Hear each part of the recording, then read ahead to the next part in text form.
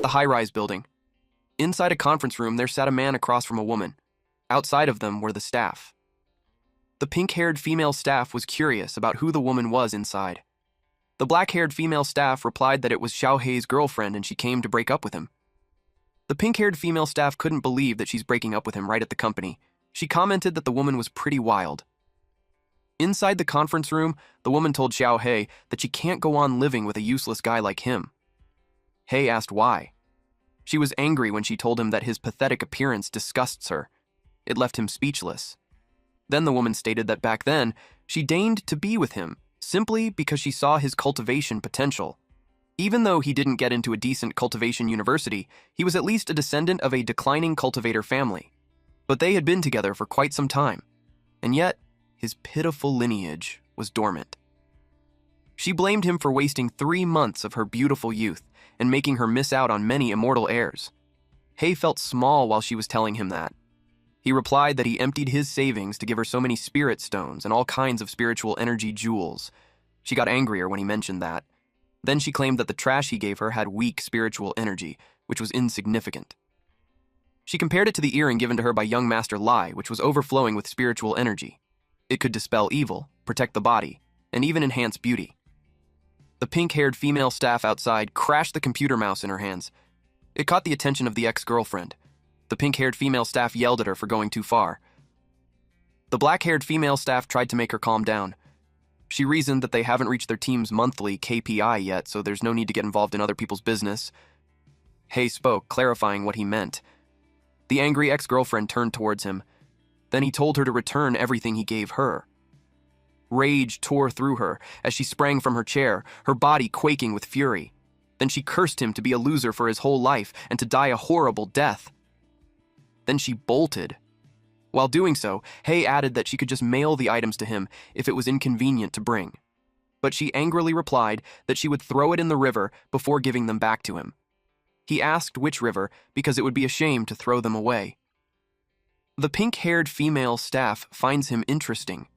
The black-haired female staff told her to stop staring and warned her that if she slacks off any longer, the manager would pop out of nowhere. And as if on cue, someone appeared behind her and asked what she was doing. It was the cultivation department manager, Zhang Jiqian. He asked her if she had finished the KPIs for that month. She hasn't answered yet. When Jiqian saw Hei sleeping, the pink-haired female staff explained that his girlfriend just left him so he was a bit down, but he would be fine in a bit. Jiqian didn't say anything else later that day. Hei sat at the edge of the roof. He glanced behind him when someone asked him if he had eaten his lunch. It was Jiqian. He asked if he wasn't in a good mood. Then he offered him a drink to relax. Hei was puzzled with his action because this old man usually glares at him, and now, out of the blue, he's being nice. After finishing the can, Hei was already drunk. He stood and spread his arms while yelling that his ex-girlfriend ate his food, drank his drinks, spent all his money, and even cheated on him. He yelled at her to die. He felt good after that scream. He admitted that he didn't expect the manager, who usually seemed cold, to actually care so much about his subordinates. Then suddenly, he felt dizzy. He realized that the soda had something in it. He glanced at the can, and it reflected the manager's devilish grin. Then he fainted. A few hours later, his head felt so heavy, and when he opened his eyes, he was chained at the edge of a cliff. Someone saw that he's awake. It was Jiqian. Hei asked if there was some kind of mistake. Jiqian was about to tell him what he was looking for, but Hei cut him off by saying that he's not into S&M. That irked him, so he punched him. Seeing that Hei thinks it was funny, he urges him to look carefully below to have an idea of the situation he's in. He saw a pair of eyes looking at him in that dark pit. It moved. And when it came out, it revealed a dragon. Jiqian presented the sacrifice to this divine dragon lord. He told the dragon that even if that useless one hasn't awakened, the body still has the spiritual root of an ancient lineage, which makes him more delicious than those sheep and pigs that they used to bring. In exchange, the divine dragon gave him the promised condensation pill. Jiqian got excited on making his major breakthrough. He left to get back on his cultivation. The divine dragon asked Hei if he had any last words before he died. Hei glared at it and told the divine dragon that it had a bad breath. He suggested brushing its teeth before eating him. The divine dragon got angry with his insolence. He claimed that he was the lord of the clouds, master of the 9 heavens, bearer of thunder and rain, rider of the 4 seas. On top of that, it spent 3,000 years of silent cultivation in the abyss and 80,000 years roaming the 9 heavens. Eventually, it got embarrassed for losing its composure. It was displeased that it got angry over a mere mortal. It took Hay. Normally, it would swallow the sacrifice in one bite, but it decided to give him a special treatment by chewing him bit by bit. Hay yelled that it can't. It replied that it was too late to beg. But Hay clarified that he has an athlete's foot, which would make the dragon's breath even worse. He added that it would make the dragon's breath stinky and the scent would linger. It would be like a morning breath with its ex-girlfriend, Stinky Socks. The dragon raised its voice to tell him to shut up, and then it chomped on him. Half of his body was eaten, and he yelled that it hurts a bit, but his expression showed how much he endured. A mark on his hand appeared. It was chopped off while the dragon swallowed him. The forbidden art of the bloodline was activated. First was the light of life and death, where it inflicts a death mark on the enemy that kills him and on himself. The enemy will suffer the same pain and damage as him. As long as he doesn't die from the curse, his body would keep reviving. The next skill was dual annihilation. Once the art was used, the bodies under the life and death curse would perish together. Unless there was an intervention from top-level immortal magic, neither party has any chance of revival. The spell cannot be blocked or externally interrupted. Suddenly, Hay was called by a teacher and interrogated him on what nonsense he was talking about. When he opened his eyes, he was in a classroom. The teacher told him to recite the 7 arts of body refinement, and yet he talked about life and curses. The teacher wondered if he took too much body refinement medicine, causing him to hallucinate. His classmates laughed at him. Meanwhile, in the faculty room, the female teacher talked to Professor Yin about the transfer student he accepted in his class. She assumed that this student has an impressive talent, otherwise for someone like him with high admission standards to accept. He replied that the boy had other talents. In reality, he received a good sum. He thought that the boy wouldn't make it past the first monthly exam anyways, so it was best to take the debt. The whole class thinks Hay was useless. They continued to laugh at him. Hay was unbothered. In fact, he wondered what talent the heavens had given him. Hay was in the classroom, thinking deeply. After he was killed by the dragon, he woke up on his bed, and the spiritual root that had been dormant for 20 years suddenly awakened. The words of his ex-girlfriend echoed in his head about him being the last descendant of a declining cultivator family. Suddenly, someone stepped on his desk. This guy tried to intimidate him and lecture him about the rules of the class.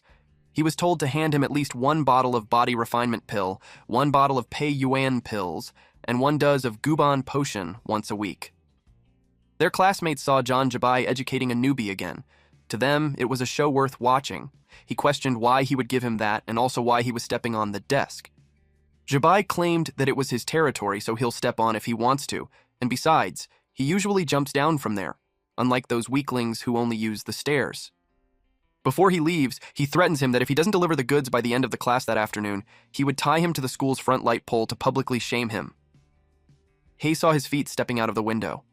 A thought crossed his mind. Our boy slapped this bully's leg, causing him to fall awkwardly, and he landed on his face. What a satisfying scene. Their classmates gawked at him from the window of their classroom. They couldn't believe he slammed face first on the ground. They weren't worried because he practiced 100-fold refined steel technique, so they expected that he wouldn't die from a fall like that. Some of them felt bad, since if he died, they would rank up. He stayed on the ground for a few minutes, and when he got up, he told Hay not to leave because he would break his legs. The green-haired guy sitting in front of Hay told him he's screwed because Jabai was a well-known class bully, and he was never beaten. Also, his family was a powerful and influential academic cultivation clan in the city, and his body refinement technique has reached an insane level. He also shared that the last student who crossed him had his entire family broken and dead. He warned him that he can run, but he can't hide. He also gave him a tip to avoid Guji Alley after class. It is where they usually wait to ambush people, but that path was unavoidable on Hay's way home. Later that dusk, Hay saw the sign of Guji Alley. Nearby, there were 3 men waiting. One of them asked their boss, Jabai, if it was really necessary for the 3 of them to take care of some trash transfer student. The other guy replied that the boss could crush that trash with just 1 hand, but it would be too lowly of him to do it personally, so they, the lackeys, would handle it. Jabai expected the little bastard was probably trembling with fear trying to figure out how to avoid the alley. But it doesn't matter, because he got people in every direction so he can't escape. The bald lackey gave him a thumbs up while complimenting him on planning things. Unexpectedly, Hay showed up, asking them who told them that he was going to hide. The bald guy turned around and saw Hay approaching them. They couldn't believe that he just walked into their trap. They assumed that since he can't escape anyway, he just decided to accept death obediently. Jabai saw how this kid wasn't scared at all. He got curious about what he's planning. He started thinking that he could be the extremely rare type who hides their true strength and pretends to be weak to launch a surprise attack. Hay called them cowards for not even daring to corner someone at the school gate. Instead, they pick an alley far out just to ambush someone. He complained that it took a lot of effort to get there. He urged them to come at him. One of the lackeys got provoked. He kicked Hay, causing him to hit a wall and creating a wide dent to it. They didn't expect him to be so weak, especially when he showed up arrogantly. Jabai confirmed that he was just a rookie, and he was just overthinking earlier. Hay fell on the ground with a bloodied face. The bully approached him and told him that it was a kick from the 5th level of body refinement, so Hay's internal organs had been injured and he wouldn't live long. Hay, despite his sorry state, replied that it didn't hurt at all. He couldn't even consider that a 5th refinement because it was soft and weak like some loser who had jerked off hundreds of times at night. The bully got triggered. He couldn't wait for him to stop breathing. He wanted to smash his head using his kicks. Blood had splattered. He was left confused. Jabai and the bald guy were horrified to see his leg flew in front of them. Then, he fell on the ground, yelling loudly. His chopped leg continued to bleed, while Hay laughed at him for losing a leg. Unexpectedly, a woman appeared. She stood in front of Hay. Jabai couldn't believe that she just showed up in a blink of an eye. Even when the woman's back was turned on them, the bald guy attacked. Jabai yelled at him not to use lethal moves there because he would destroy the whole area. But he still did it and unleashed his attack, called Death, by Purple Gold Club. It caused a huge explosion in the area. The idiot destroyed all the nearby residences. He expected his old man at home to blow up over the aftermath. Eventually, the smoke and dust subsided. The bald guy was left shocked. Even Jabai's jaw dropped while his eyes widened. The club landed on the woman's head, but she was left unscathed. A few moments before this scene, on a floating island, under an old tree, there was the silver-haired woman and a white crane. They were playing Chinese checkers. The white crane asked this woman named Lord Divine Dragon on why she always appeared in human form. Divine Dragon didn't want to follow those broken rules of the immortal palace. She questioned why they would always appear in their original form. She stated that they would end up like the crane who had a human body and a bird's head. The crane was surprised. She asked if it was offended. The crane clarified that it was because she was bleeding. She thought it was a joke because the last time she bled was 100 years ago. She believed herself to be invincible, but to her surprise, blood gushed out. The crane panicked that it gushed harder. She immediately used a homeostasis spell. Then she left the crane. Before she headed down to the mortal realm, the crane reminded her to report to the immortal palace. She flew real fast. A mark appeared on her hand, and upon scanning using the divine sense, she learned that it was a death curse, and she can't dispel it even with her powers. She was aware that the life curse was tied to someone in the human world, and she must find that bastard. Back in the alley, a rectangular barrier was put up. Marks were drawn on the walls of it, and it covered the whole alley. Jabai was impressed because she took a direct hit from a quasi-condensation realm attack without flinching. At the very moment of impact, she developed a defensive barrier, leaving the surrounding buildings completely unscathed. He could tell that the person's cultivation was far above him. Divine Dragon stated that she had not fought low-level cultivators in so long that she had forgotten how weak they all were. She also considered that Jabai was weaker than when she first started. Jabai yelled at his guy to quickly get away from her, but before the bald guy could do anything, his body was blown into pieces. Jabai was horrified. His legs gave in, which made him fall on his butt. He asked how it happened when he didn't even see her attacking. He panicked when he saw her approaching him, especially that his legs already gave out. He knew he was doomed. Suddenly, Hay was being lifted in the air.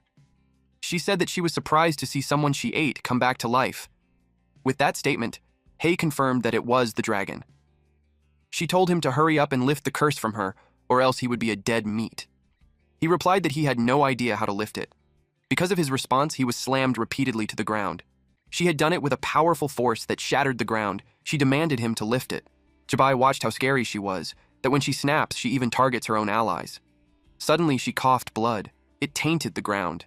She realized that the harder he beats him, the more hurt she gets, so it wasn't totally worth it. If it keeps up, they would fall into a boring loop. She decided to head back first to find a way to lift the curse, but Hei told her to stop. She noticed how he came back to life again. Internally, she complained how shameless the curse was. Hei brought up how she ate him like he was nothing. So, he wanted a bit of compensation. He was the first one to say that to her. She asked what he wanted. He replied that he wanted to become an immortal. She got annoyed at him. Then she asked what he would do if she refused. He threatened her that if she doesn't grant it, he'll soak himself in a pool of sulfuric acid and die over and over, and she'll bleed like crazy with him. She got furious that he dared to blackmail her. She thought of just freezing him and locking him away while she takes her time to find a way to break the curse. Anyways, she got all the time in the world. But he had countermeasures for that situation. He taunted her to try. It angered her. A shadow formed beneath her, and it released red flames. Because of that, she threw him the book while telling him that reaching immortality in one step was impossible. The book was a basic cultivation manual to help him train slowly. She commented that it would suit someone talentless like him. Though it can't guarantee him immortality, it can at least get him into a good university, and he'll never worry about food or clothes again. The cover of the book says, "Advance Payment of Skills." Just from that alone, he could tell it would be an amazing technique. He agreed that improving his cultivation was the only real path forward. In her head, she called him an idiot. Nothing in the world comes for free, so until he gets rid of him for good, he'll drain every bit of him. Coincidentally, he was thinking of the same thing. Meanwhile, Jabai was plastered on the wall in an attempt to hide his existence, but he saw her looking at her. He knew it was his end, but she stated that she can't be bothered to stomp on ants that aren't in the way, but he better forget everything that happened there. He saw her use her powers on him, so it made him scream that he doesn't want to die. Suddenly, when he opened his eyes, the body cultivator instructor was yelling at him to restrain himself in the exam room. He was bothered that he couldn't remember anything from yesterday. His brain was a mess. He didn't even know what to do that day. The instructor told them that it was the first monthly exam of the new semester. He hoped for them to do their best. The students at the bottom of the rankings were in danger because the school would consider advising them to leave. The first body cultivation proficiency test had begun, and for the sake of their futures, he told them to charge. Hei didn't expect that it would be the first week's monthly exam already when the instructors haven't taught a thing in class the past few days. The green-haired guy beside him told him that it was how senior year was. Everything worth teaching was covered in the first 2 years, and Hei should have been taking extra prep classes. He didn't know that. The green-haired guy elaborated that all the effort goes into extracurriculars. Senior year was about exams, rankings, and hyping themselves. He realized that Hei didn't sign up for any prep classes. He would be screwed on the exam. He told the fat student that his rank was about to change. The student asked why. Then the green-haired guy relayed the news that the idiot transfer student didn't even register for cram school. They laughed out loud. The green-haired guy saw Jabai and wondered how the vicious class bully had let go of Hei. Even Jabai wondered the same thing. His 2 henchmen were beaten to death and the other one bled out. He had this feeling that something terrifying had happened. The first test was penetration. A barrier spell has been casted in the field so they could test their destructive penetration. The instructor called Bai to demonstrate how it was done. The instructor had high hopes for him. Jabai threw the stick. His attack was destructive. It penetrated on several layers. The instructor was happy to announce that it had penetrated a 1-meter-thick 5-layer reinforced concrete wall. He was expecting that from the school's body-tempering prodigy. Jabai's level was almost on par with him. The girls cheered for him. He didn't mind them since they had no idea what he's worried about. The green-haired guy expressed that it was impressive. Hei asked if the result was good. The green-haired guy shared that Jabai was well known since he was the only person in their class to be directly recommended to Hezu Cultivation University based solely on body cultivation. He explained that the test reflects his explosive, destructive power. Whether using body tempering or shui cultivation techniques, in the end, the score was determined by how many layers he penetrates. Most people can only punch through 2 or 3 layers in their first month of senior year. The 5-layer result was by far the leading one. The instructor called Wu Fei next. It was Fatty earlier. He took a step and threw the ball. It reached the first layer, but it was stuck there. He badly wished for it to go through, and it did. He celebrated his passing of the test. Then, the instructor called the transfer student. Deep inside, he wasn't happy that the old principal admitted such trash to their class. He was ready to call out Hey. The green-haired guy expected him to be doomed. If he couldn't break through one layer, he'll be advised to leave. Since it was their last chat, he wished him luck. Hey concentrated his power and his eyes turned red. The instructor saw him going up empty-handed. He mocked him by announcing that they now had a prodigy in class who can create from nothing. Everyone laughed. Jibai seconded that with a hidden dragon like that, the teacher's senior position would be secured. It heightened everyone's laughter. But to his surprise, Hey created a ball. Then Hey got into position to throw it. He raised it and threw it. It went fast and easily broke through the walls. The instructor couldn't believe that he actually penetrated the reinforced walls. He got worried that it would even pierce through the school's barrier. But at the last wall, it vanished. He was relieved that it reached the end of its power. But even so, it had broken the record for their year's cohort, and it was his first time seeing that palm lightning. He could tell with the explosive force behind that lightning that Hay's grade in body tempering was high. To master both body and ki cultivation to that level, he called the kid a heavenly genius. The girls gathered around him while saying that he looked ordinary before, but now he turned handsome. One of them claimed that his talent rivals the previous geniuses. He showed no signs of it before, but now they could tell that he's related to some major sect. The green-haired guy knew he was doomed since he laughed loudly earlier. Later that day, he looked nervous. Hay asked what happened to him because he looked 50 years older. He expressed that he was blinded earlier, and told him that if he needed anything, he could just say the word. Hay said goodbye since he was in a hurry. He was gone in a flash. The green-haired guy was amazed how he rushed back to the train. He realized how outstanding people work harder than him. Hay ran as fast as he could. He was so annoyed. He had just confirmed that the stinking dragon had ill intentions. She slipped him a time bomb crappy manual. He was instructed to make up for the practice of the black nether palm lightning.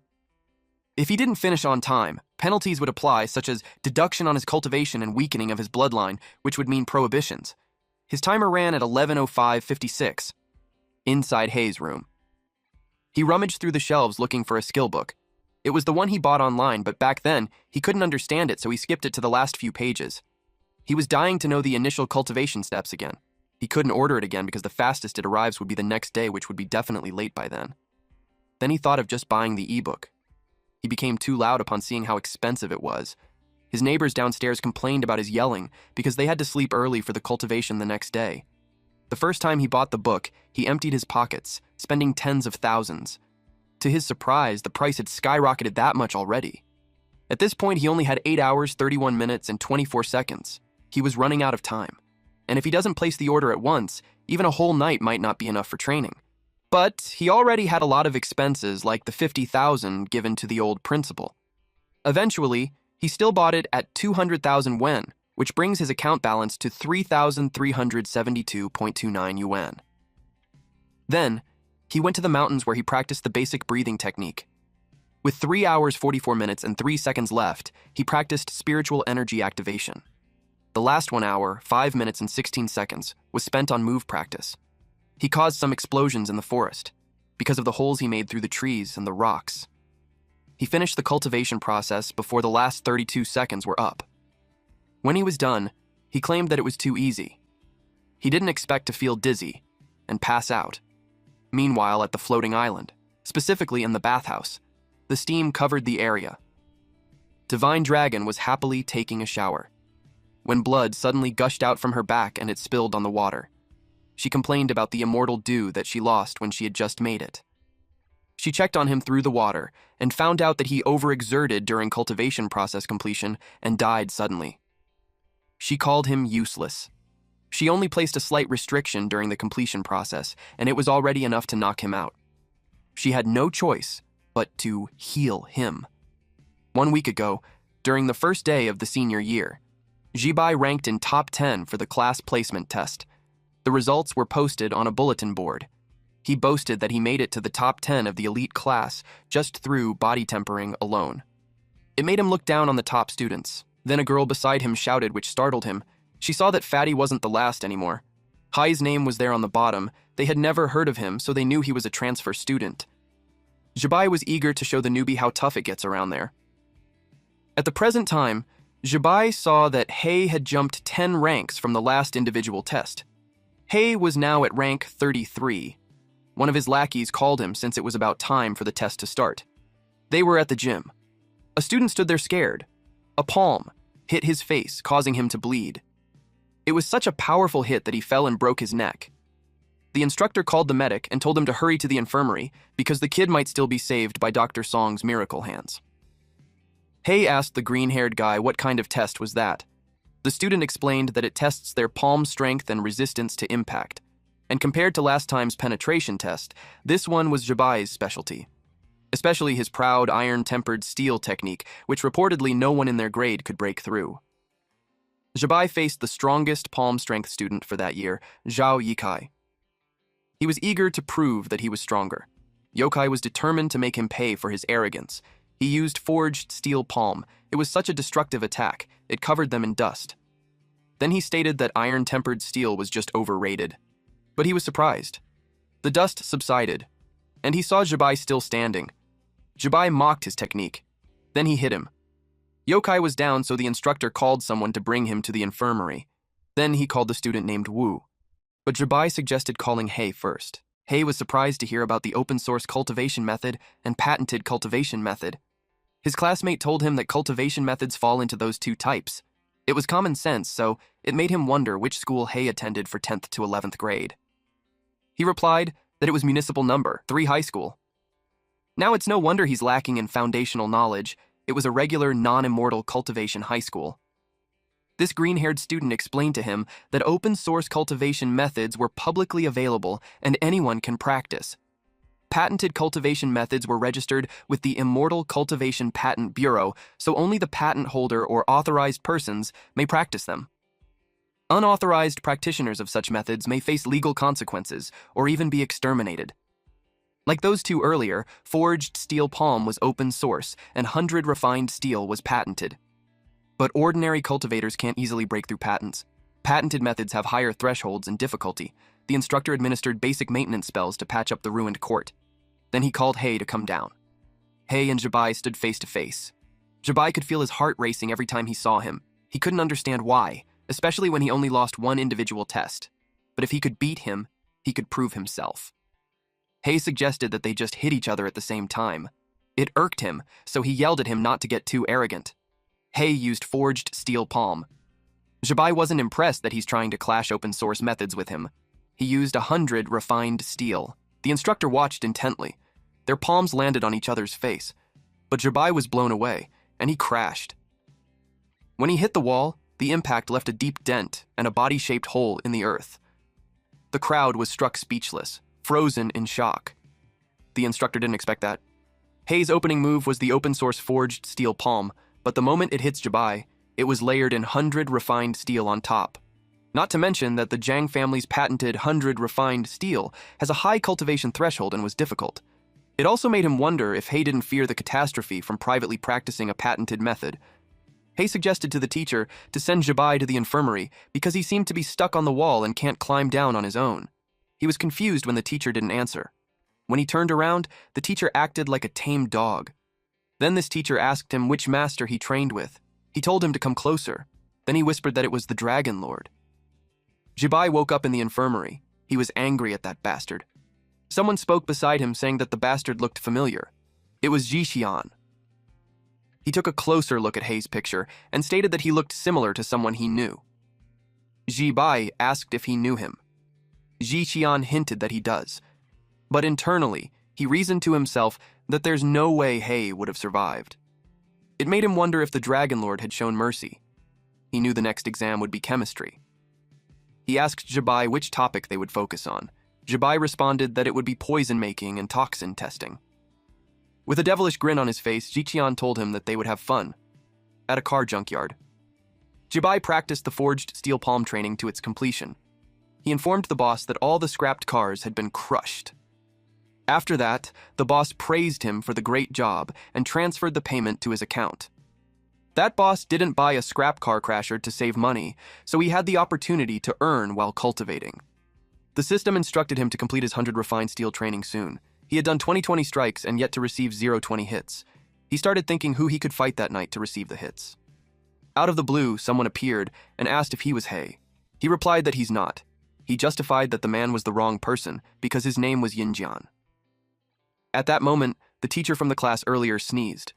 He finds it strange to catch a cold when he was just making a slideshow. The man yelled at him to stop pretending because he knew him. The young master Zhang sent him to teach him a lesson. This person was Zhang Zhixuan with Spiritual Attraction Realm in Tier 9. Hei approached him and told him that he should have said so earlier. He denied it because he thought he was a debt collector. He was up for the challenge. Zhixuan finds him strange for not fearing him when his cultivation was higher than his. With spiritual perception, he's at most just entering the spiritual attraction realm, so it made him consider if he was hiding his true cultivation. Without second thought, he punched him and made him fly to the opposite side. He charged again while thinking that Hei was just acting earlier and it only took him a single punch. But when he was about to land on him, he was caught off guard. Hei stared at him and dared him to put more power into his attack. The forest erupted when they fought. Hei was hit again, followed by a kick. Even when he landed face down on the ground, he had a smile on his face, which made Zhixuan confused. He was getting beaten and his aura was getting weaker, but he still had that creepy expression on his face. Eventually, he decided to end the fight with an instant kill attack, third sequence. Hei received a powerful blow on his torso, and it threw him away, until he crashed on a boulder. He fell on his knees. Zhixuan commented how high schoolers these days are so weak and yet they still pretend to be tough. Hei hasn't moved, and when he checked, he was being healed. He was surprised at the recovery speed. Even a top-tier physician at the spiritual attraction realm couldn't manage that. He hit him with the final strike.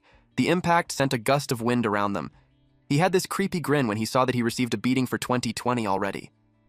It concluded the 100 refined steel training. He looked down and grabbed Zhixuan's leg, then unleashed the black underworld palm thunder and hit him with it on his torso. But Zhixuan blocked it with his palm and scoffed at that entry-level spell. Hei replied that he should hold on to it. He prepared his other hand for the next attack. Then he used forged steel palm followed by 100 refined steel. Zhixuan took a direct hit, and the impact sent him flying. It was so powerful that he went through the trunk of a tree. Eventually, he found his balance and steadied himself, but he coughed blood. He could tell that most of the meridians in his body had been shattered. He couldn't believe that a mere high schooler at the entry level of the spiritual attraction realm could force him to channel energy to heal. He vowed to beat him to death once he recovered. But something caught his attention. The lightning ball was stuck to his hand. He panicked and tried to throw it away, but it won't come off. He couldn't do anything until it exploded. Nothing was left of him except for his shades. Hei picked it up and wore it. The system notified him that the enemy had been defeated, and he obtained a magical tool called Dynamic Monocle, where it enhances dynamic vision, making it easier to track fast-moving objects. He was happy with the unexpected reward. The next day, the rankings were posted. Jabai was bothered that Hei was ranking too fast. He was already in the 18th rank. In addition to that, the kid also took out the thugs he sent to him. A woman called out to Hei and asked him for his secret for ranking up fast. She offered to exchange it with Yuan nourishing pills. Little did they know some girls were eavesdropping.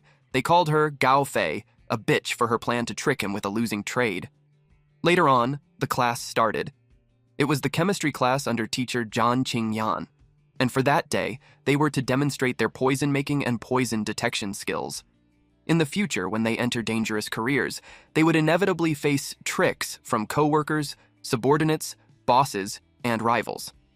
So if they don't want to suddenly drop dead on the job someday, she advised them to give their all on the exam.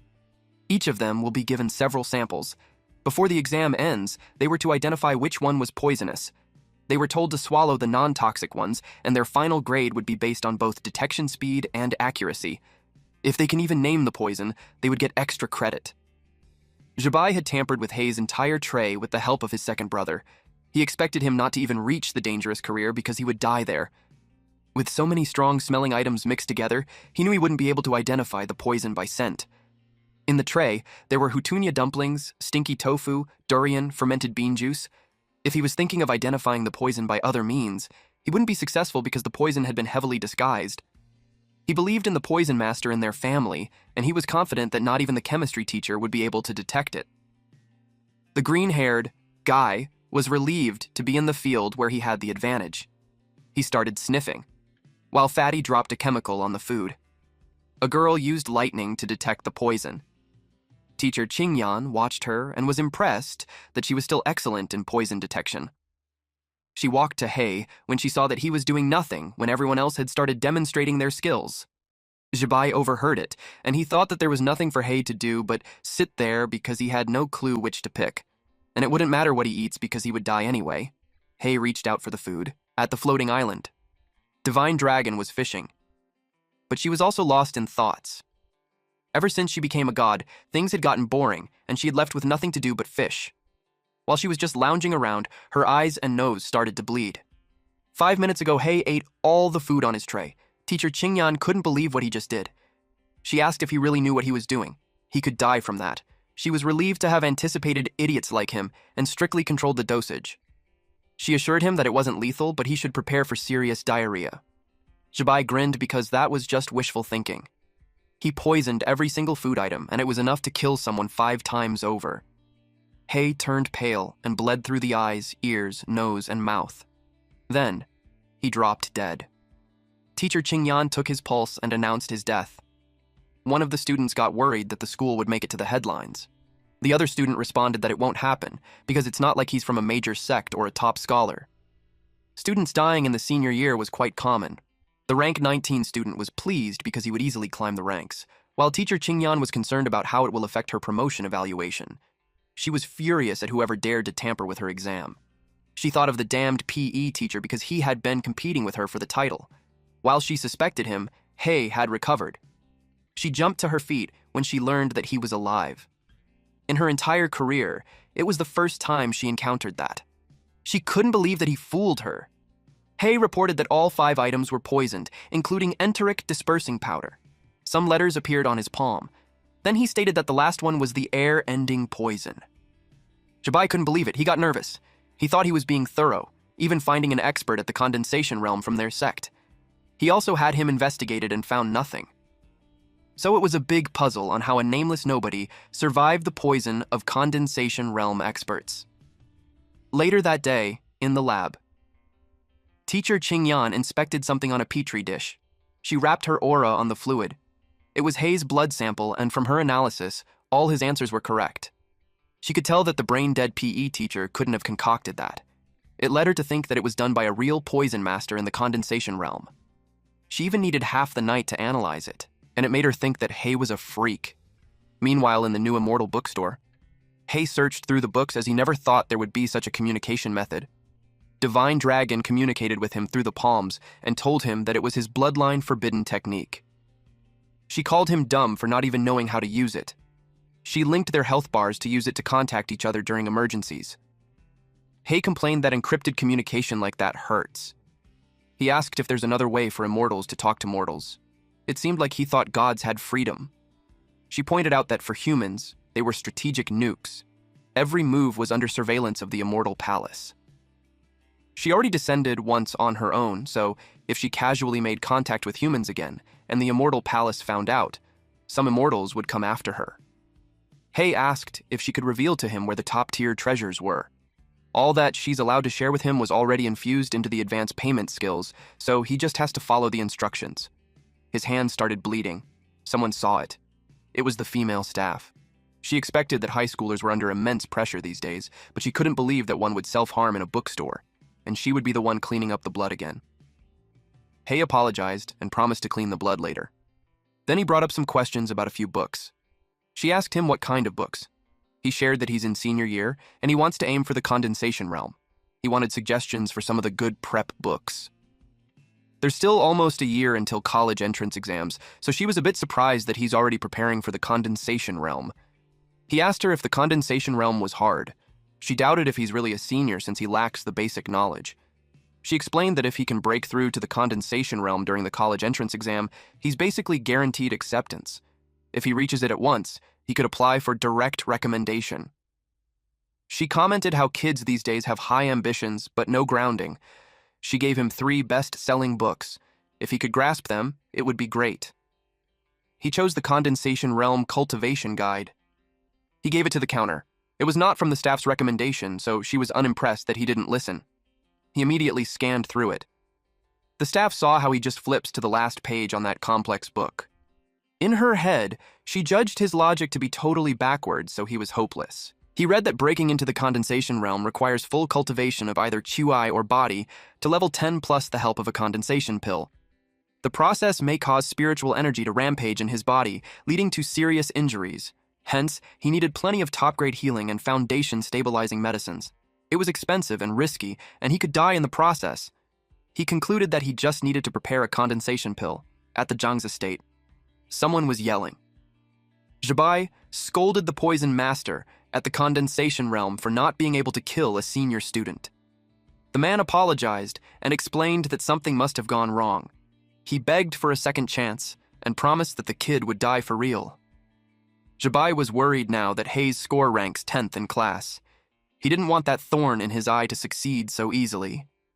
He gave the man 1 more week, and if Hei wasn't dead, he would have his head. A loud noise from the roof caught his attention. Unexpectedly, Hei broke through using a sword. A few moments before this confrontation, the security in the Zhang residence was tight. One of the guards stationed on the 2nd floor saw his colleague drop dead. He quickly grabbed the radio to notify that someone broke in, but before he could finish his sentence, he was struck. Then, Hei jumped to the balcony on the 2nd floor. He hit the guards on the roof, too. Then he heard Zhibai giving the deadline for his death. He concentrated his power on his hand and made a hole to drop down for 2 floors, and when he reached where Zhibai was, he took out his sword and stabbed him on the shoulder. This bully had no idea that he messed with the wrong person. Imagine bullying the new student, and then the next thing he knew is that he nearly lost his life if he was hit a few inches from his heart. But still, he still tried to retaliate. Zhibai used his palm technique to push him away. Because of that, Hei pulled out the sword and blocked the palm using his, and it threw Zhibai several walls away, until he made a dent on the last wall. But then needles were thrown to Hei. He skillfully blocked it using his sword, though he was slightly caught off guard when a man tried to hit him with a unique weapon. It was a staff with a metallic end that closes and opens like a flower. He blocked it using his sword, but the man had pushed a button in the weapon, and it released a blade that pointed to his eye.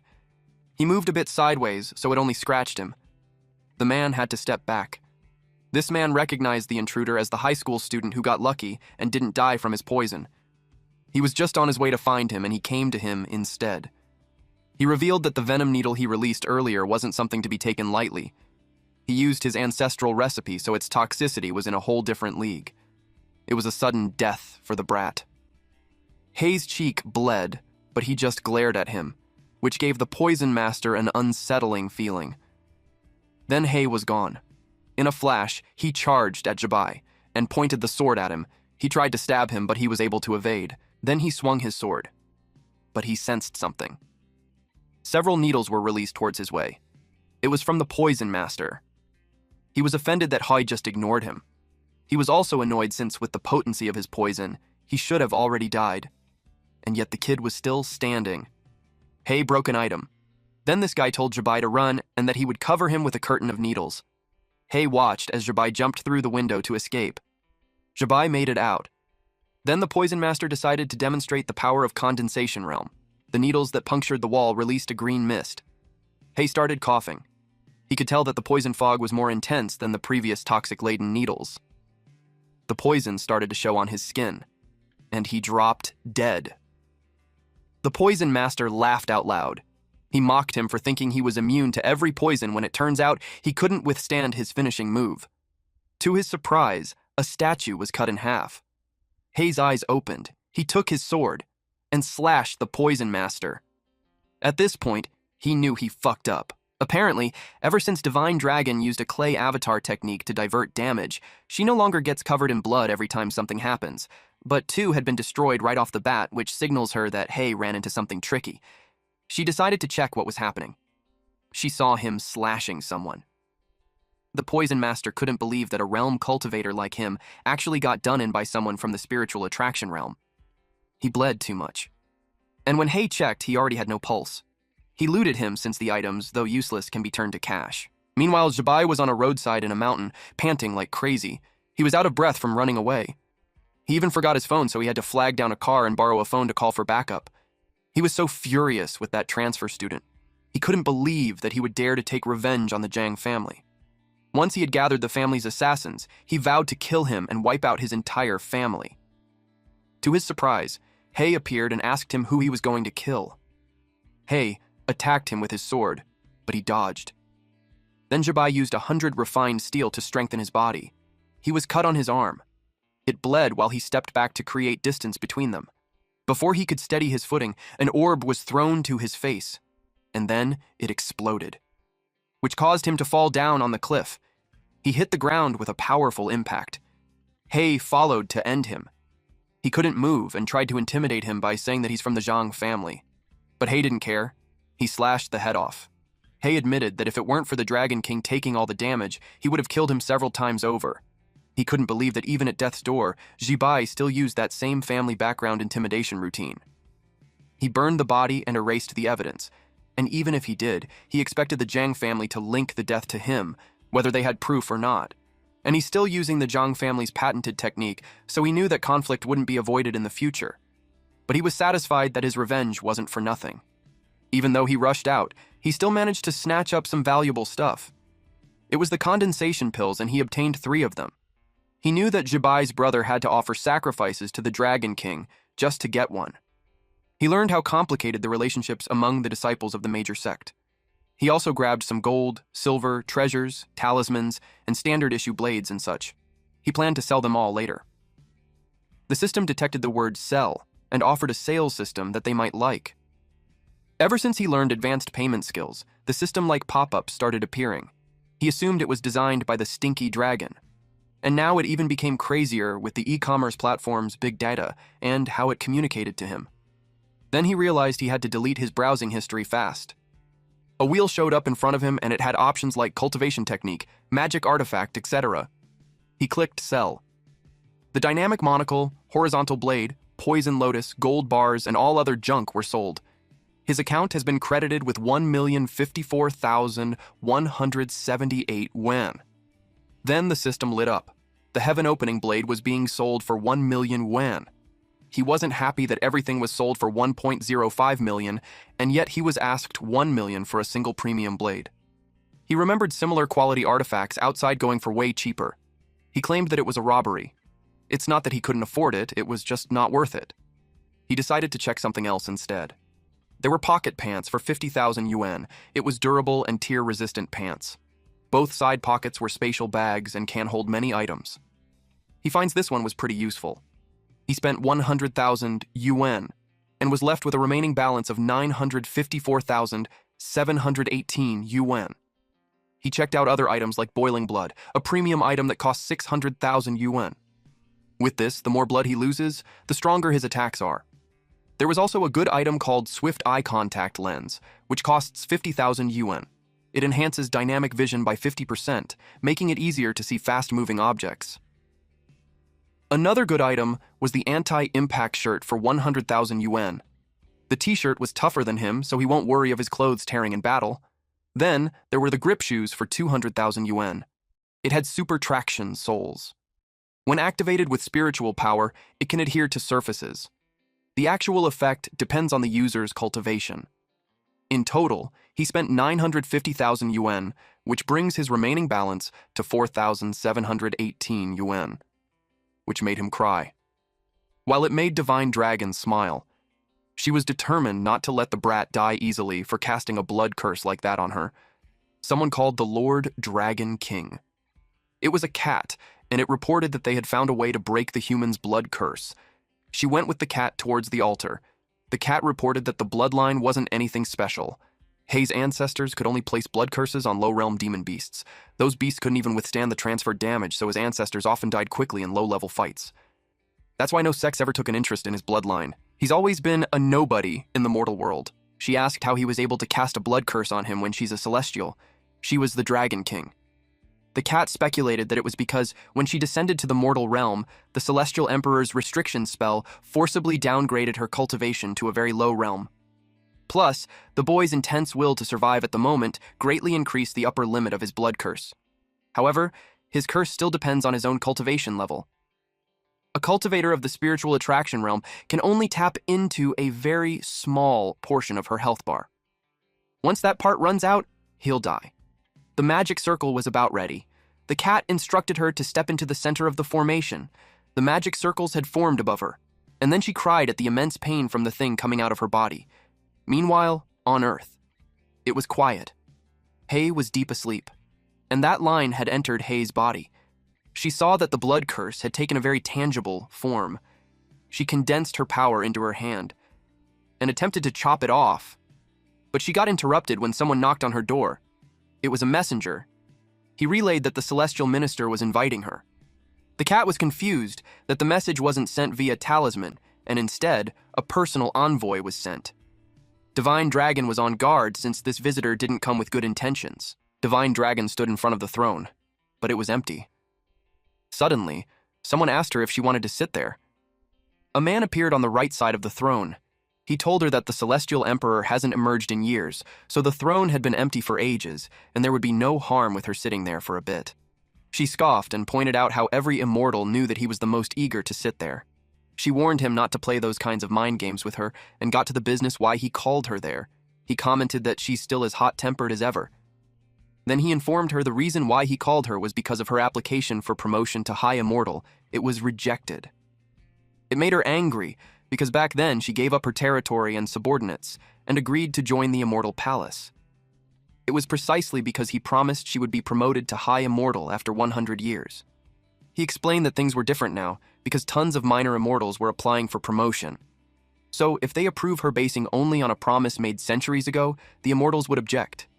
He suggested that she accumulates more merit and raise her cultivation level a bit more. She was gone before he could finish his sentence. The cat was surprised that she's back already. She was flying through the sky at an immense speed, and it was evident on her expression how furious she was. The cat knew that wasn't good. She was almost at the cliff. When she landed, it created a huge explosion. The impact could be felt in the whole forest. The cat fell headfirst on the rock. It asked if she's all right. She laid there on the rocks while she sarcastically replied that she feels fine aside from feeling restrained. The cat couldn't possibly believe she was restrained when she just shattered a whole mountain. Her free range was over, so it was time for her to push that mule harder. Meanwhile, in the human realm forest, Hay was training, and the bird near him was annoyed because it couldn't sleep. Eventually, the system notified him that the spirit attracting breathing technique had been completed. Now his foundation for charging into the condensation realm was even more solid. With that done, after the advance payment to the condensation realm, all elements should be in place, minus some essential follow-up cultivation. He activated his advanced cultivation condensation realm. Power surged through his body. The concentrated power shoots up to the sky. Smoke and dust filled the area. Eventually, it cleared up. His eye glowed red.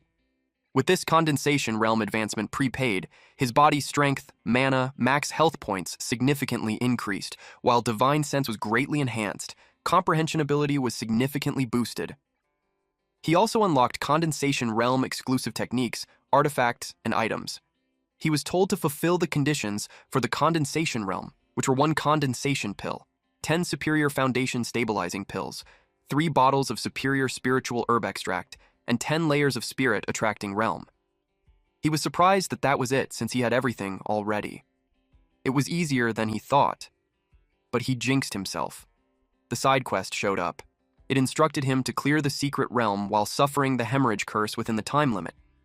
After the mission, 30% of his cultivation and merit would be deducted as interest on the advance to the condensation realm. Later repayment would incur compound interest. He had no idea where this demon cave was. As if on cue, a red glow appeared. The magic circle was beneath him. He panicked since he wasn't prepared yet. As he fell, the 20-minute timer started. He complained how intense it was. Even more when he's falling on the spikes. He concentrated his energy on the hands and feet, so he could grip the wall. He slid at first, but was able to stop just an inch before his ass hit the tip of the spike. That was really close. He almost lost his life. Even though his health bar was thicker, getting hurt still hurts, and he also had no idea when the hemorrhage would hit. If he can help it, he'd rather avoid injury. A metal arm was released towards him. Luckily, he saw it. He drops down to evade it. As soon as he did, there was another spike, which he countered by slashing it in half. His speed, strength, and reflexes had all improved significantly. Although he didn't have the best knife that can cut iron, after mobilizing some magic power, a stone arm thicker than a waist can be cut off with one sword. Those were the benefits of improving basic cultivation. He saw an incoming attack. He had to move in zigzag motions upwards, as he aimed to leave the pit, but a hand blocked the exit. He was ambushed from the front and back. He used Black Nether Fistcore Thunder and smashed everything. After that, his timer was at 17 minutes 36 seconds. A rock in human form appeared from the ground. Several of them had shown up. They looked like a rock and a human-shaped warrior with a hammer as a weapon. He didn't have much time to deal with them because of the time limit, and he started hemorrhaging. While he was down on his knees, the rock soldier raised its hammer. The rock soldier swung its hammer, and it hit something. It was a hand which Hay created through an advanced payment skill, Stone Golem. Since he was experiencing massive blood loss, it activated boiling blood, which increased his attack power. Then he split the rock soldier in half using his dagger. The system instructed him to complete the Stone Golem's training. He had to control the golem to use different attack techniques against enemies. His progress was at 0/5. He released a golem hand to defeat all those rock soldiers. He crushed it, and others were punched using his golem hand. The golem hand was raised in the air. Meanwhile, in another setting, Jiqian slapped a chained woman to wake her up. The woman came back to her senses. She was in front of a creepy altar. She just drank a soda, so she had no idea how she woke up in a place like that. She asked her manager, Jiqian, how it happened. Jiqian was annoyed because he hadn't broken even when taking the condensation pill, and the dragon doesn't respond to his offerings now. Because of that, he decided to pray to another deity for another condensation pill. The black-haired woman, who was his subordinate, panicked when she realized that he's trying to sacrifice her. She couldn't believe it. She had been getting paid 3,000 wen a month doing the work of a beast, and now she had to sacrifice her life too. She claimed that there's nowhere in the company contract that says anything about that. Jiqian clarified that their company had nothing to do with it when she signed a contract with a labor dispatch agency. It was unbelievable. He pointed a knife at her neck and told her that it was enough chatter. She begged him not to kill her. Unexpectedly, an explosion happened. It was because of a wooden stick, handled by Hay. Hay saw the manager who treated his employees like his own kids. Then he showed him a bad finger. At this point, Hay had finished the Stone Golem training phase. Jiqian's jaw dropped when he saw him. He couldn't believe he found the place and got past the mechanical golems outside. Hay pointed out how he's not surprised that he's still alive. He guessed that someone had already informed him how hard he was to kill. He suggested that it was the dead brother of Jiqian who said that. Jiqian couldn't believe that his brother was killed by him. Then he asked if Hay had the condensation pill of his brother. He attacked him and forced him to hand it over. He wasn't even curious how his brother died. He only helped him kill Hay before because he was saving his face as well as his. But now that he's dead, as the elder brother, he claimed rights to his belongings. He was caught off guard when he saw Hay's palm technique. It blew his right arm into pieces. The black-haired woman looked away, and Jiqian's body slid towards the entrance of the altar. His blood spilled, and the creature on the other side of the altar sensed it. It awakened the creature. I sensed the sinister aura. At this moment, there were only 9 minutes and 20 seconds left. He cut the chains of the woman. The woman remembered him. She knew he vanished without a trace after the company. She didn't expect him to be that powerful. He replied that he had no time to explain and had the golem escort her out first. She was too stunned to speak when the golem hand grabbed her. Meanwhile, Jiqian's body was being absorbed by the creature in the dark altar, and that creature opened its eyes, then grabbed a sword. Then she stepped out. Just looking at her red glowing body, you could already tell that she's not an ordinary being. Hay saw her. His eyes immediately tried to gauge her power, but her power was overwhelming. Just her presence made him already bleed. He tried to use divine senses to assess her cultivation level, but got hit with a countermeasure instead. The exit where she came out had closed. It made Hay wonder what kind of being Jiqian would end up accidentally sacrificing himself to. And without saying a word, she charged at him. He blocked her sword using his dagger, but her strength made him fall to his knees, and the sword scratched his shoulder. She was about to kick him. He blocked it using his other arm, and then an explosion followed. He was thrown towards the wall of the cave. She got into her combat stance. Hei noticed how heavy and forceful her strikes were. He planned to use the golem to assist when she charges again. But before he could do anything, he was already slashed. At the floating island, 3 clay statues had shattered. The divine dragon seemed bothered that all the death substitute puppets exploded all at once. She could tell it was a sign that she'd die. Meanwhile, Hei was confused why he didn't even see the sword swing, but he had already been struck. He fell on his stomach. The woman closed her eyes as a magic circled around her finger. Then she was about to strike him again. She targeted his neck, but he blocked it using his dagger. The impact was so powerful that it released a gust of air around them. He realized that she even wanted to finish him off with a follow-up strike. He signaled using his finger, and the golem hand appeared. It tried to hit her, but she evaded it by doing a somersault. Then she created distance between them. She was slightly caught off guard when he followed up with an attack using his dagger. The system notified Hei of the 99% damage he received, and boiling blood had been activated. He was thrilled that he could finally duel properly. He also learned that her move that one-shot him earlier had a sequence, so it was no wonder he couldn't defend against it. He continuously attacked using his dagger, which she skillfully countered using her sword. Then he threw an orb. She got distracted by it, and as soon as it hit her sword, it exploded. It made her use her one-shot move again. He saw it coming.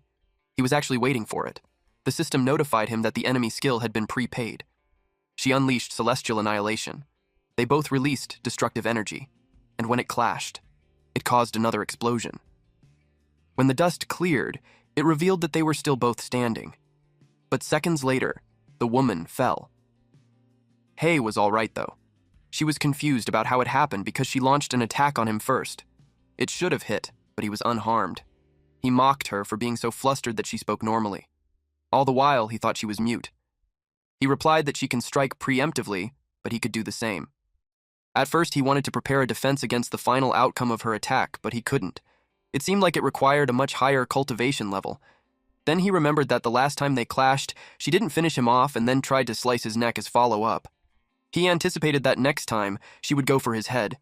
And so, he prepared for that, and as a bonus, he stole a slash too. It made her furious, but something distracted her. A magic circle appeared. Then Hei was warned to complete the hand signs for his prepaid technique, or he'll face divine retribution. It was his first time seeing the divine punishment that one must endure when using prepaid Heaven's Law techniques. They both made a hand gesture. The woman panicked because the signs won't align. A hand from the ground appeared and restrained her arms. She refused to let that stop her from completing her cast. But he didn't need to stop her from finishing it. He just needed to waste her time. She broke free. Then she continued her signs. But it was already too late. Several magic circles fell. It was a tribulation. It destroyed a wide area. Hei was safe, though. The system notified him that quasi-condensation realm prepayment had been completed. It had deducted the required share of cultivation and virtue from the session. His cultivation has risen to the 3rd layer of the condensation realm. New system resources were then unlocked for prepayment. The woman climbed out of the pit. Hei blocked her path and said that she's still breathing. She admitted that she lost and he could kill her, or skin her, or whatever he wants. That made her different from the others who begged mercy before dying. But she was surprisingly calm. He was about to strike her with his dagger. She closed her eyes as she braced for the attack. But nothing happened. To her surprise, all her wounds were healed. Then Hei told her that they now share 1 health bar. He invited her to ascend together. Blood curse was inscribed on this woman named Long Yin. Damage taken by her in combat will now be transferred to the Dragon King. At the bath, the cat was sleeping peacefully. The water in the bathtub turned into bubbles, and the divine dragon stood up. The cat was surprised with her sudden action, so it woke up and asked what happened. The divine dragon felt something strange, like another vampire was on her. The system notified Hei that the advanced payment skill has been upgraded. He can now make advanced payments for magical artifacts, elixirs, but the level of the items cannot exceed his current major realm. The next day in school, Long Yin appeared wearing skimpy clothing. Hei turned to her. Fatty and the green-haired guy watched her. Fatty curious who she was. The green-haired guy teased him for being into his sister-in-law. He turned pale and clarified that his heart had only room for teacher Jew. Hei asked the woman if they knew each other. She pointed out that they just battled a few days ago. She reminded him that they're on the same health bar. Hei finally recognized her. She changed her hairstyle. That's why he couldn't recognize her. Then he asked her how she managed enrollment procedures and transfers into their class. She sat beside him and replied that one fresh trick works every time. 2 days ago. The principal received gold bars to admit a new transfer student, and in the present setting. The homeroom teacher, Teacher Tao, announced that the small-scale tests were over and it would be the beginning of the mock exams. For most of them there, it would be their first real combat experience. They have all studied hard for dozens of years, so it was time for them to show the true results of their cultivation. He called all students to assemble in the examination area. First, the grade 12 Class 1 was told to assemble. Then the Class 2 began the roll call. Class 3 were all present. Class 4 was called next. Yin finds the exam interesting. Their green-haired classmate was worried that they would embarrass themselves in front of the whole grade. Hei assured him that it's going to be fine. It made him perk up. But to his disappointment, Hei explained that he's shameless, so he didn't care about being embarrassed. The teacher announced the examination rules. Each class has its own exclusive examination area. The edges of the area have been sealed with barriers, ensuring that candidates who win the same exam will not interfere with each other. Each candidate will fight the same monster. Those who achieve a KO within 5 minutes will receive a full score. Those who fail to get a KO by the end of the exam time would be scored based on the effective damage dealt. If an emergency occurs during the exam, Teacher Joe in the center of the field would intervene. The exam had officially begun. Students whose names were called would come down and prepare. First was grade 12 Class 1 Zhao Jiakang and Guofan Liang. Also Class 2 Tang Long and Class 4 Yugasaki Hanako. Hei asked why there were people from the Ying sect there. The green-haired student replied that it's because it's a mission from the Cultivation Education Bureau. As part of the top-tier sect peace treaty, almost every high school has to accept a few exchange students from the Ying sect. He thought only regular high schools had exchange students. He didn't expect cultivation high schools to do that too. A long, black-haired girl sensed something. This girl was Ryugasaki Hanako, and she glanced at the audience. Hei could tell her intuition was sharp. Yin was annoyed that she glared at her master. She claimed that she's the only one who gets to glare at her little bro. The green-haired guy commented that the hierarchy between them was something else. Hei was speechless. They had begun, and the exam monster was summoned. A large, creepy portal appeared at the center. An eye appeared. Then it revealed this mushroom man creature. Teacher Jian felt the ominous aura. He was nervous because it was the cloud canopy demon lord that was suppressed by the Taizong sect. He told Teacher Tao that using it for the first mock exam was too much. Teacher Tao called him impatient and mocked him that it was no wonder he's still a PE teacher. Teacher Tao explained that if it had been the original body, even after being suppressed, all of them would have died already. But the exam monsters were all clones grown from the spores of that demon lord. Although they were also at the condensation realm, their strength was below that of proctoring teachers, and the site was surrounded by suppression stones, so they had nothing to worry about. A student released fire talismans. It made the monster jump backwards. The teacher announced that if they failed to cause any damage to the exam monster before the end of the exam, it would result in a score of 0. The student who released the fire talisman could only sob. Another student threw a barrage of rocks on the exam monster, but was punched by the monster instead. The student had been able to damage the monster, but the monster threw him outside the examination area, so he failed. Then they announced results for other students like Zhang Shuiwen with 61 points, Wu Liuan failed, Chen Zhenglin with 68 points. The bystanders couldn't believe how difficult the first mock exam for the year was. Not a single person has scored over 70, and only a handful have passed. They questioned which teacher came up with the exam. They planned to find out later. The green-haired student was relieved. He had nothing to be embarrassed about now, since everyone was embarrassed already. Then he saw something. Teacher Jian expressed that Teacher Tao had gone too far. Making the first mock exam so hard could destroy the students' confidence. Teacher Tao reasoned that if they can't even withstand a mock exam of that difficulty, then it would be the worst class he ever taught. He noticed something at the arena. Hanako was running away from the monster. He didn't expect that. She was heading for the edge of the barrier. He couldn't believe that she's forfeiting the exam. But before she crossed the barrier, she jumped. She was about to cross the barrier. But she did not. Instead, she used it to steady herself and to gain more momentum as she prepared for her attack. The monster was about to punch her. She unsheathed her sword, and in an instant, she sliced the monster into pieces. Teacher Jian was surprised with the complete knockout. She received a full score. The crowd were amazed. Most were struggling to pass, and yet she got a full score. They called her a monster and wondered where she came from. One of them replied that she's the exchange student from the Ying sect, the top student of class 4. A samurai watched her. He looked smug. He knew it was just the beginning. He arranged an extra exam for them. Mushrooms had sprouted from the cracks on the floor of the arena, and it was connected to a scarier creature underneath. The next batch was called. The first one called was grade 12 class 1 Lai Junhao. The green-haired guy expected him to get a full score too, since he is the #1 student in class 1. He noticed Hei moving his hand, so he asked what he's gesturing at. Hei knew he couldn't see the system prize wheel, so he simply replied that he's just waving off some mosquitoes. He didn't care about who's #1, he only cared about what good magical artifacts he can get an advance payment on. Meanwhile, the fangirls cheered for Junhao. Junhao was confident to kill the exam monsters. He was eager to prove that there was no difference in level even between two #1s. Black mist appeared in the area. The mushroom monster emitted the mist. Teacher Tao had no idea who came up with that kind of monster. Junhao was confident that even when it changed its form, he would still instantly kill it. Several writing appeared on his fist when he clenched it. Then he punched the monster and made it fly backwards. Teacher Jian was surprised with his power. Teacher Tao explained that Junhao imprints a magic formation on his arm to increase the destructive power of his fist. The kid had a lot of hope for a guaranteed admission to Peking University of Tsinghua University, but the teacher hid his anger that he wasn't in his class.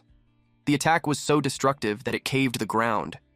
He boasted that the punch guaranteed his admission, and that he also had proven that there was a distinction between two #1s. But he turned pale. Even the teachers got worried. The monster stood in front of him. He was shocked that it was still standing.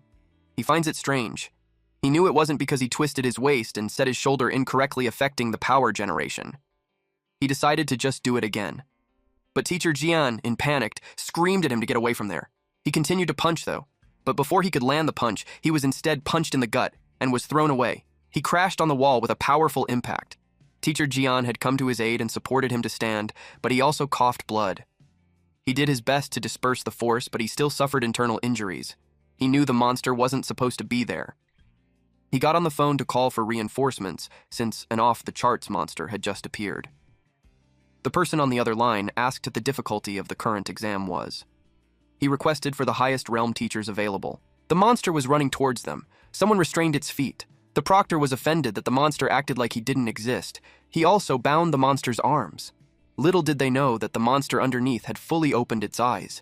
The mushroom monster created spikes from its back, and it pierced through the ground.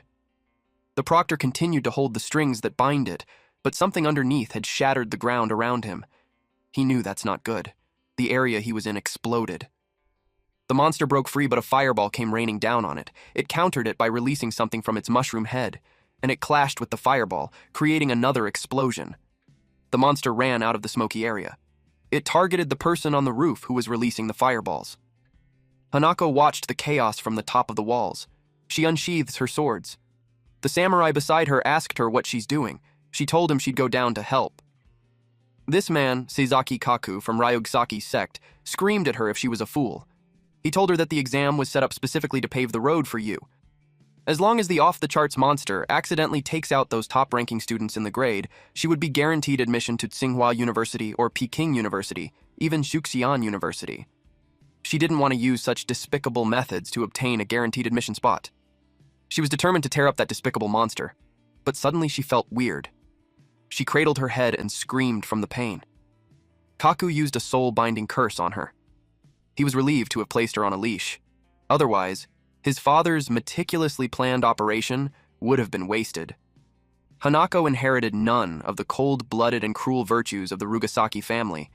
In her bones, she still had the fatal flaw of her original bloodline. She was gentle, kind, and upright. It made him wonder why his father would waste resources on her.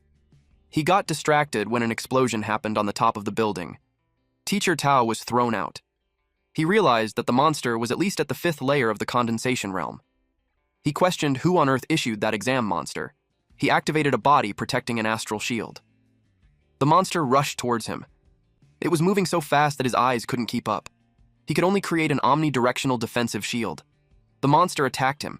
It made a crack on the shield, and eventually shattering it and grabbing Teacher Tao by the neck. It had this huge grin on its face.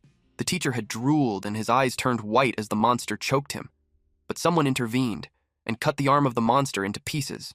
And of course, it was none other than our boy. 15 minutes ago. The green-haired student trembled beside Hei after seeing the monster. Hei could tell that the guy had been intimidated by the demonic aura. He didn't expect that those at the condensation realm would be so easily frightened by the demonic aura. And the cultivation level of this monster was at the 7th layer of the condensation realm. Yin was able to determine that, so he was impressed at how sharp she can be. But she clarified that it was her body. It sensed the powerful opponent and was getting agitated. It is what had told her what class of opponent that is. Hei pressed on his wheel again. He set up a barrier around the perimeter so it won't be easy for that monster to escape. He also assumed that the monster planned to wipe them all.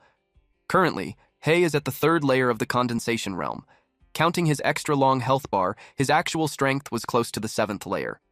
He checked the market for some weapons. After looking through all the newly unlocked weapons, he found the only top-grade one and also the only available through advance payment. He also liked its attributes. Channeling mana through it can refine and absorb the attributes of other magical artifacts. The realm of the refined artifact cannot be higher than the weapon's current realm. He could also channel mana to make the weapon absorb his techniques and release them. He acquired this Cloud Ruin guide through advance payment. He placed it beside his dagger.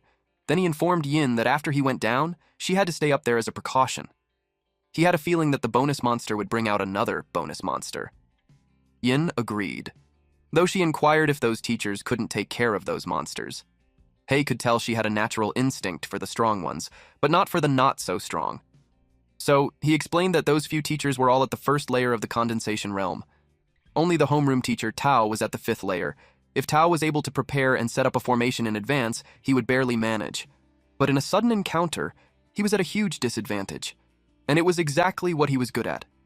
The refinement of the weapon has been completed, and it has obtained the boiling blood attribute.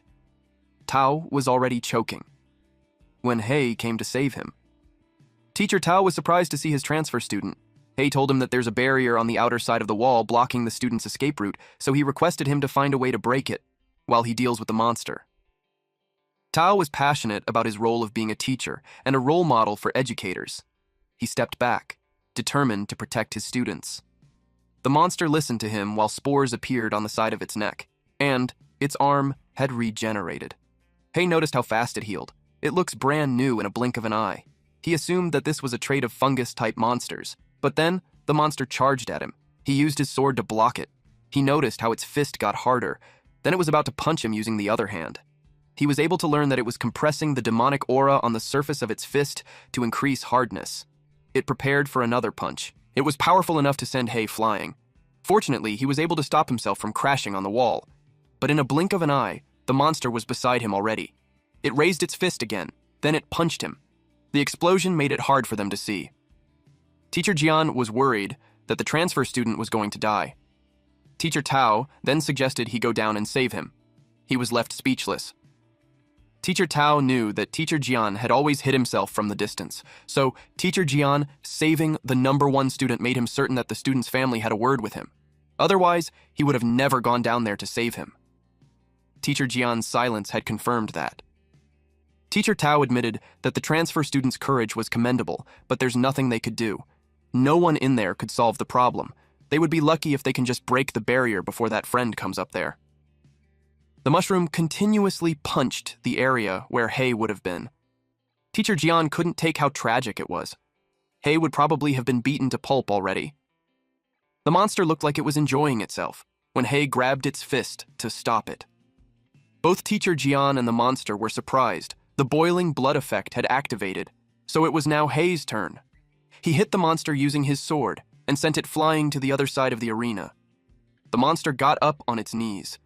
Then it saw a light from the sky. It was Hei's sword. At the last minute, the monster caught it with its palms. Then Hei activated the Dark Sword Heart Thunder. The tip of the blade released a dark orb that was just a few inches away from the monster's face. Then it exploded. Only a foot was left from the monster. Its spores spread. Teacher Jian was amazed that he took it down in just one hit. But Hei sensed something. He looked at the sky and saw another monster there. It was almost the same monster, except this one had a large eye on the mushroom cap, and the mushroom cap spinned away from its head. Then the mushroom cap released some spikes. It formed into a missile and rained down on Hei. Hei braced himself for the incoming attack. The monster showered them with missiles. All of the other students panicked and ran. There was a barrier outside, so they had to run in any direction. Hei made a hand gesture to activate the stolen golem shield formation. The students were worried since the area of effect was wide. There was no way they could escape. One of them was about to be hit. It exploded near the student's face. It was a huge explosion, and it created a domino effect. The other missiles exploded simultaneously. The student braced himself, but to his surprise, he was safe. They celebrated that they're still alive. At the same time, they were curious on who set up such a large-scale defensive formation. It was a massive formation that drained so much magical power and cultivation. They already knew that person would be one of the top students for that year. The shield was all over the place. Yin realized that Hei wasn't ruthless enough. He actually saved his classmates, even when there's no need to save those with bad grades. And those top students, when they take the Cultivation University exams, they would target him. Hei's magical power was almost depleted, but he assumed it was the same for the mushroom cap in the sky. It disintegrated. The monster grits its teeth, and then it disappeared. It showed up beside Hei. Hei immediately kicked his sword towards him and jumped before the monster landed its punch. He created a distance between them. But in a blink of an eye, the monster was already behind him. He countered its punch using his sword. His sword emits black static, and he swung it again. It beheaded the monster and made its body step back. In no time, the head regenerated, and it was good as brand new. After Hei applied lightning magic on the blade, he could cut off its head easily. But its head can regenerate, which means the vital point wasn't the head. He suspected it was hidden in the torso. The monster unzips its face. It revealed an eye at the center of the forehead. In a flash, it was gone. Hei noticed how it got faster again, but he saw where it appeared and attacked there. The monster ducked and punched him on the side. It sent him flying while coughing blood. Then the monster circled around him at lightning speed. It was so fast that it created an afterimage, and it continued to circle around him. Even so, Hei had been able to skillfully block its attacks. It punches continuously. Hei had been hit on several parts of his body, but he stood strong. Teacher Jian was slightly disappointed that he was on the losing end after all. He really thought the transfer student could turn tables. Teacher Tao emphasized that it was hopeless in the first place. There was no way for the student to win with such a huge power gap. But still, for a transfer student to fight even with a clear disadvantage, he was impressive.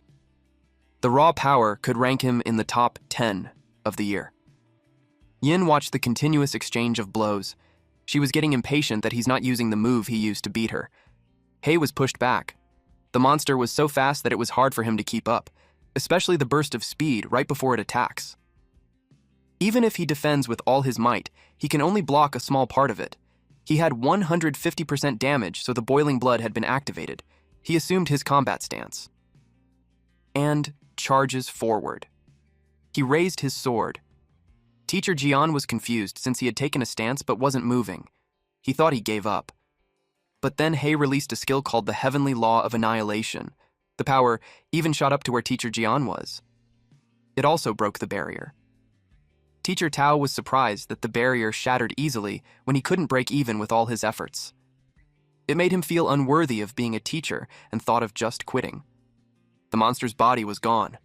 Hei acquired a Durian Fiend Core. After a period of cultivation and growth, it can be controlled by a Beastmaster to assist in combat.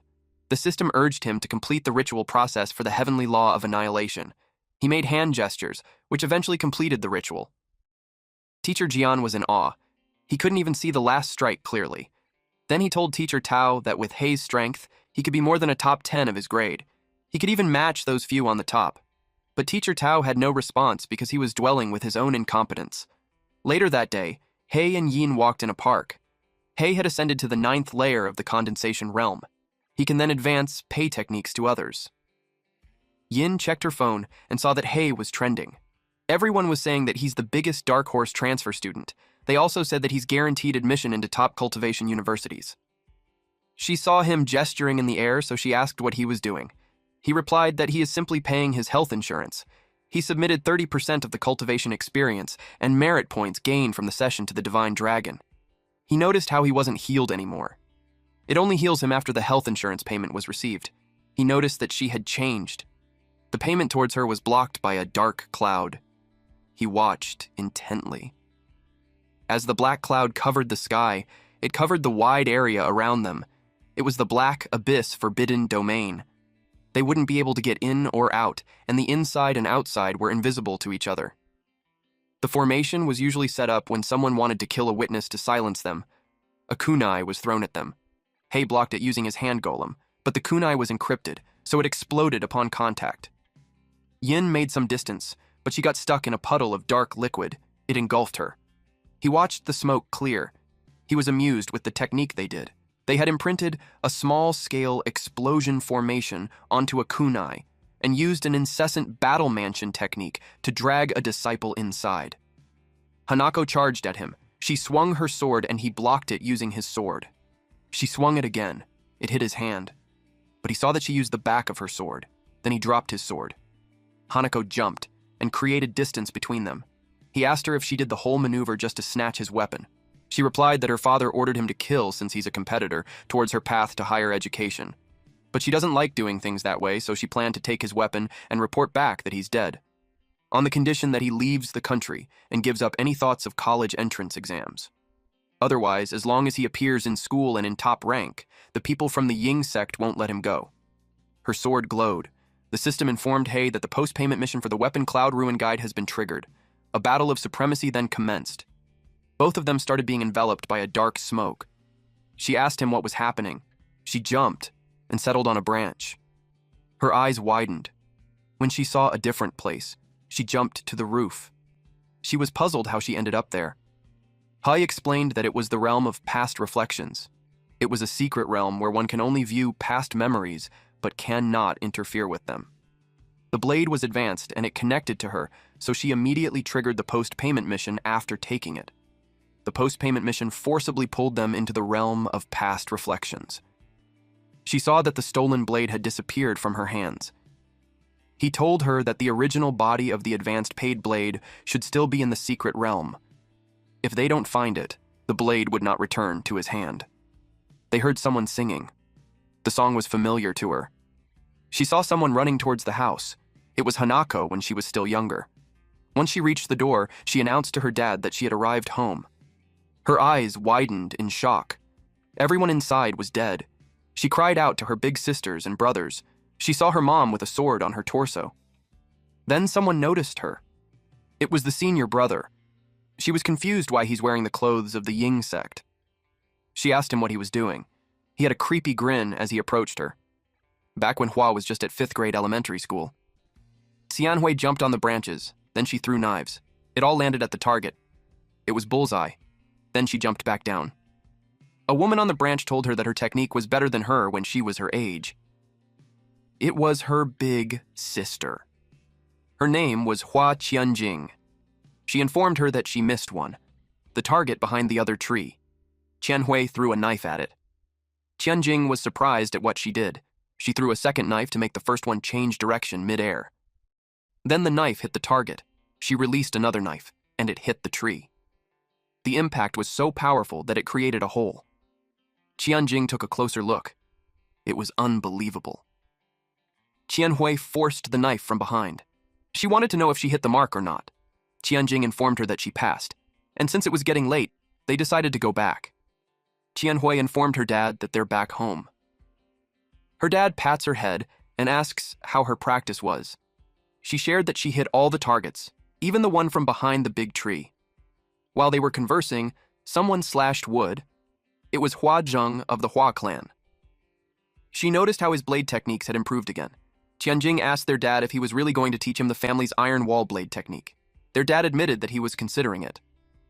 Although the boy was not from their lineage, he had been with them for 3 years, and from his observations over the past few years, he was very polite and simple-hearted. Jung would bring him some tea, and works hard even through pain and exhaustion. He was also honest and took accountability, so the master thinks he was a good disciple. Until the sword passed through the chair. As the master was stabbed right at the center of his chest, he asked why Jung would do that. Jung replied that he was never one of them. He revealed that he was born into the Ying clan, changed his name, and hid there for 6 years just to learn their family's iron wall blade technique. Now that he had mastered it, it was natural for him to annihilate the entire clan. The master threatened him that even if he stabbed him, the others were in the courtyard, and they wouldn't let him go unscathed. Someone grabbed on the door. It was Qianjing. She tried her best to walk towards her dad, even when she was injured in the chest. But it didn't last long. He trembled when he saw his daughter die in front of him. He got furious. The beast actually poisoned his family. Jung replied that the Ying clan had always followed the principle of learn a move, destroy a clan. He finds it a pity that his youngest daughter isn't home yet from school. He was optimistic about her talent, but, as if on cue, she announced that she was back. The master begged him to spare his little daughter. Jung told him not to worry, since Qianhui's spiritual root was of high quality. He planned to erase her memories and adopt her as his daughter. But he won't let the master keep waiting too long. Once Qianhui entered university, he planned to seize her spiritual root and reunite the real father and daughter. By the time he finished talking, the master was already gone. Anjung greeted Qianhui at the entrance. He told her that he got bored waiting, so he killed her family to pass time. She dropped her bag and vowed to kill him. She threw knives at him, but he just stood there. Then he blocked those knives using his sword. He identified that she used the omnidirectional flying dagger techniques. It specialized in hitting the blind spot, and Qianhui was the best at it in their clan. But to him, who had already mastered the iron wall blade technique, it was completely useless. A dagger hit the roof, and one of the daggers was an inch away from Jung's eyes. But then he grabbed her by the neck, and then shoved her down with such power that she lost consciousness. Then he activated the heart-bewitching curse, and from then on she became his daughter and was named as Ryugasaki Hanako. He planned to bring him to the Ying clan and train her well until the day comes. When she woke up, she called him father. Then Jung started a fire and burned the whole house. They left after that. At the present time, Hanako watched the whole building burn. She stood there in daze. Then she felt this resentment and anger towards Jung. Hei reminded her that she can't interfere, but she was already gone. She wields her sword to kill him, but when her sword made contact, it shattered. Jung, who was walking away, sensed it a little. The young Hanako asked her father what was wrong, but he replied it was nothing. He just thought someone was approaching. Then they continued to walk away.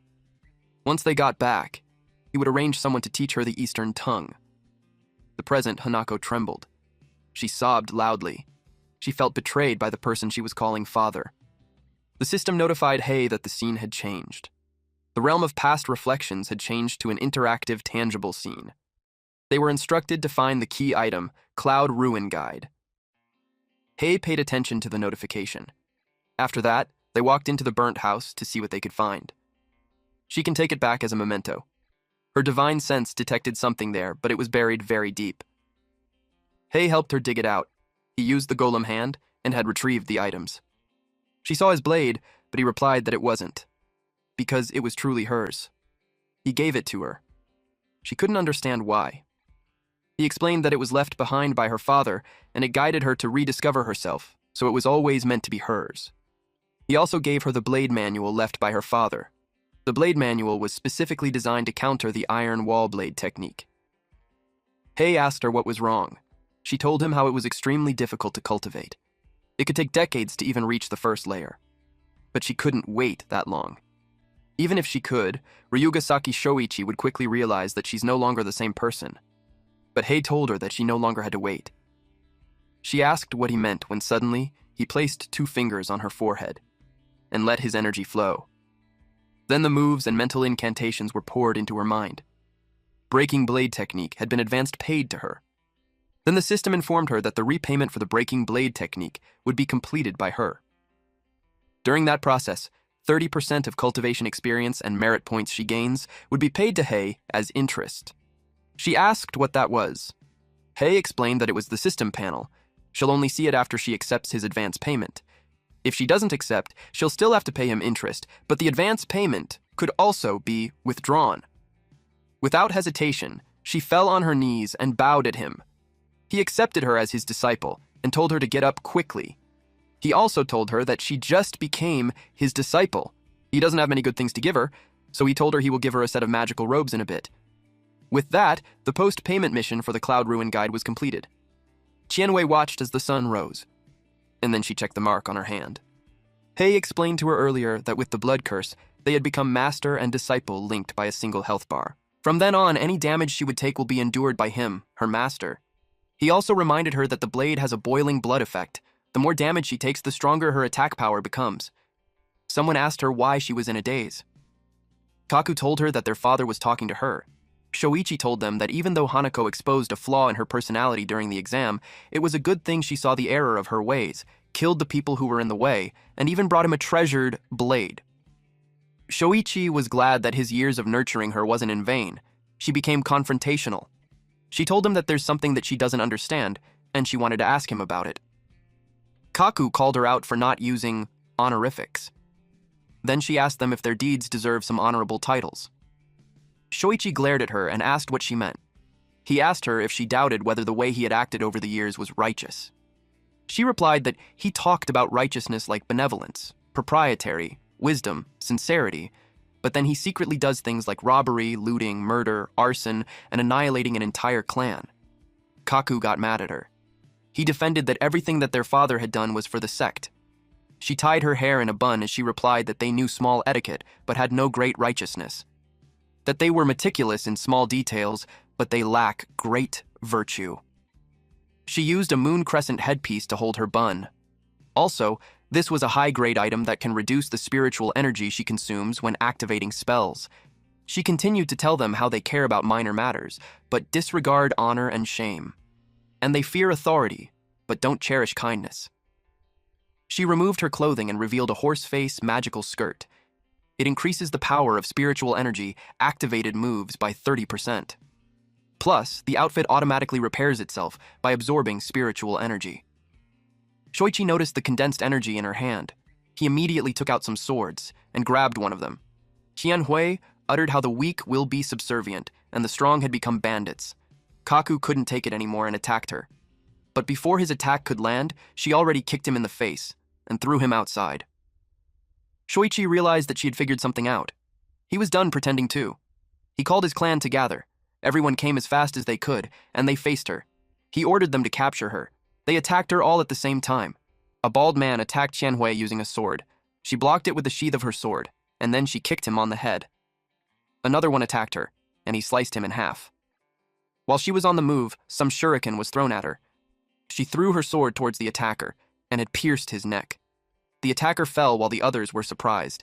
They surrounded her when she jumped right in to grab her sword. They attacked simultaneously, and she blocked it using her sword. They kept the pressure on her to skewer her eventually.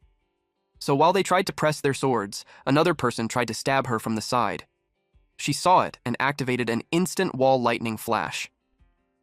The attackers were all hit at the same time. She surges through the roof. One attacker looked for her. The man under the hole on the roof was cut by her in an instant. While she was crouched down, another man took the opportunity to hit her. She cuts his arm. Then, on the next person, she cut his head. She continued defeating them. Those men couldn't believe that they were all losing to just one girl. They tried to hold the line and not break formation. The others just watched on the sidelines. They were the wiser ones. Those idiots engaged in the fight actually thought that they could win in numbers alone, but that kid was chosen by their sect leader. Though she's from the outside and didn't inherit his martial talent, when it comes to the blade, her skills were second to none in the sect. Okawa Menta, one of the 3 swords masters of the Ying sect, knew that Qianhui won't stop until one of the 3 sword masters of the Ying sect steps in. Nagano Nakayusu, also one of the 3 sword masters of the Ying sect, agreed with him, so he asked him why he's not joining the fight and had just been watching from the sidelines the whole time. Menta wasn't an idiot. The other 2 were watching, so he's not going to jump in and be a cannon feeder. And also, his quick draw technique was all about that one perfect moment, so he had to wait for an opening. After a while, the corpses scattered. Qianhui was already exhausted. She even struggles to stand straight. Menta saw this as his chance. He drew out his sword. He charges at her. She sensed him, so she glanced behind. And in a blink of an eye, she was slashed. Blood squirted from her body. And the assailant had this wide grin, and then she was pushed powerfully. Yin sensed something. She could tell that Qianhui's aura weakened. It made her ask Hei if he has no plans on stepping in. He didn't expect her to be concerned for her safety. He thought she'd be pissed at her after all. She trapped her in that formation for a while. But it was nothing to her because she was able to get out easily. When she got out, they were gone, and for a second she thought that he ran off with the enemy. Hei revealed that he actually planned to help. He erected a barrier on the building. It was a golden light barrier, and it covered the whole area. Yin couldn't understand why his idea of helping was to trap everyone from the Ying sect. But that also trapped Qianhui in there too. He almost slipped, saying that it was fine as long as the dragon took the damage for her, but he corrected himself by saying that he'd take the damage for her. Plus, with the boost from his boiling blood effect, he had faith in Qianhui. If things go south, he'll jump in. But at the moment, he wanted to make sure that not a single one of those bastards gets away. The revenge that they wanted was to wipe them off the map. Meanwhile, Qianhui lies in the pool of her blood. Menta boasted about his one-hit kill. Suddenly, he saw her stand up despite her trembling. He couldn't believe that she's still alive when he sliced her through her neck. He tried to recall the last second, and realized she blocked it at the last second. She was quite lucky, but Menta was more determined the second time. He rushed towards her. She used spirit object control. The floorboards started to shatter, and it floated in the air, and was thrown at Menta.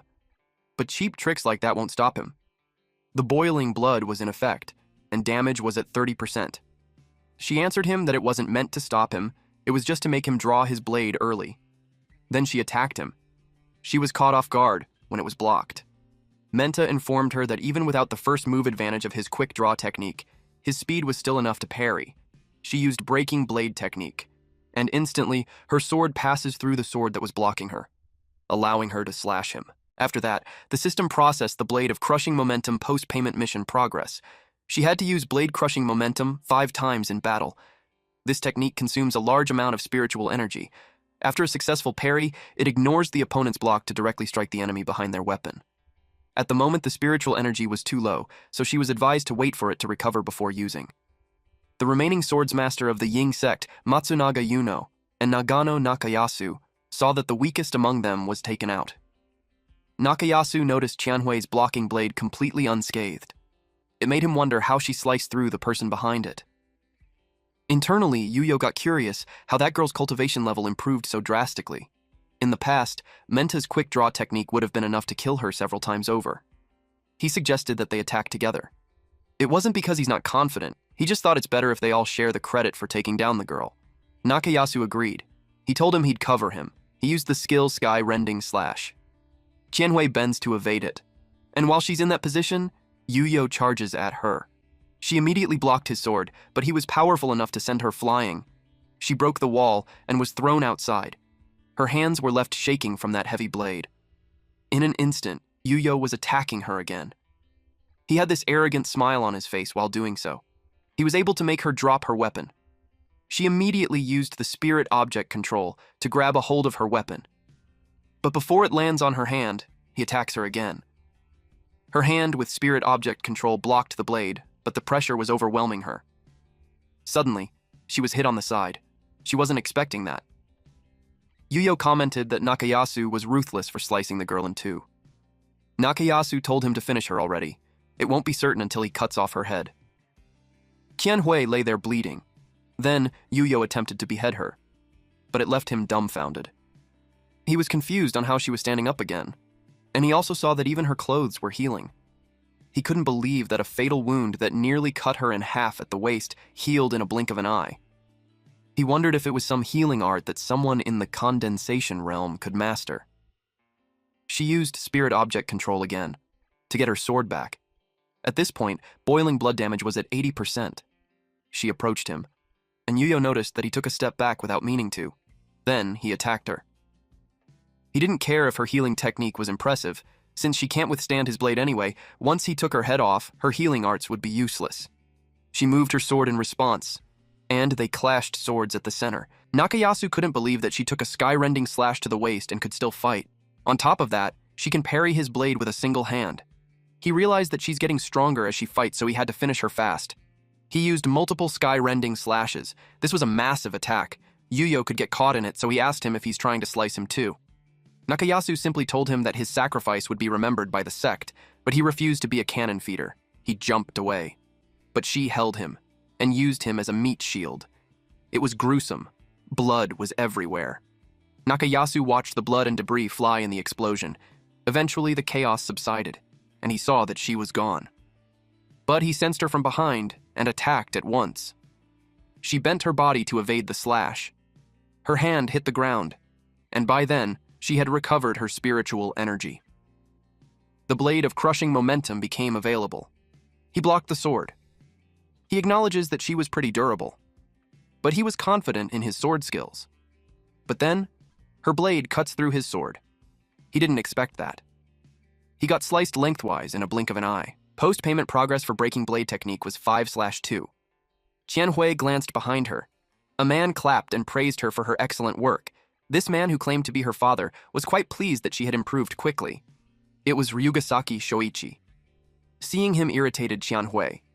Without hesitation, she attacked him while expressing that he made her sick.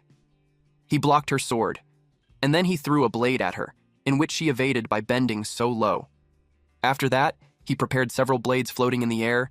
He was proud of his wise move of learning the iron wall blade technique of her clan and then wiping them out. Now he's the only one in the world who possesses the technique. She commented that his wide grin was practically splitting his face in two, but he didn't care. With a furious expression on her face, she warned him to hold that disgusting smile because she would slice his head open along that grin, and she didn't want to mess up the cut. She moved quickly. He blocked her attack with several blades moving simultaneously. She continuously attacked, but his moving blade created a shield that protected him. The blades moved in a rapid, circular motion. And that cuts her everywhere. The automatic defensive formation barely uses any of his spiritual energy. He was confident that she couldn't scratch him no matter how hard she tried. She warned him that the harder she attacks, the more she'll get hurt. He tested on how long she could keep that up. She used a breaking blade technique and slashed his blades. Because of that, she was able to get close to him. He blocked her sword using her sword. Post-payment progress for breaking blade technique was 5/3. Just as he thought, her move could only pierce his guard once. He had been watching her for a while now, so he got her all figured out. He unleashed several blades again and directly hurt her. She laid on her pool of blood. It seemed like she was unconscious. Someone watched her through the teacup. The cat informed Divine Dragon that the new life leech on her was about to die, and then he saw her face. She was bleeding like crazy. She told him not to make a big deal out of it since it was just a little blood. The cat was shocked because blood gushed from different parts of her body. He questioned if that would be really called just a little bit. He understood that she's using that girl. But the way she's taking all that damage for her was too much, so he could tell that she's cooking something big. She replied that it was a trade secret. Back to the fight, Shoichi was shocked. Because Qianhui was up again. She saw his reaction and reminded him to keep that wide smile. He was more determined to mince her into pieces this time. The system notified that the boiling blood was in effect. Damage was 170%. Her sword had concentrated power on it, and she charged at once.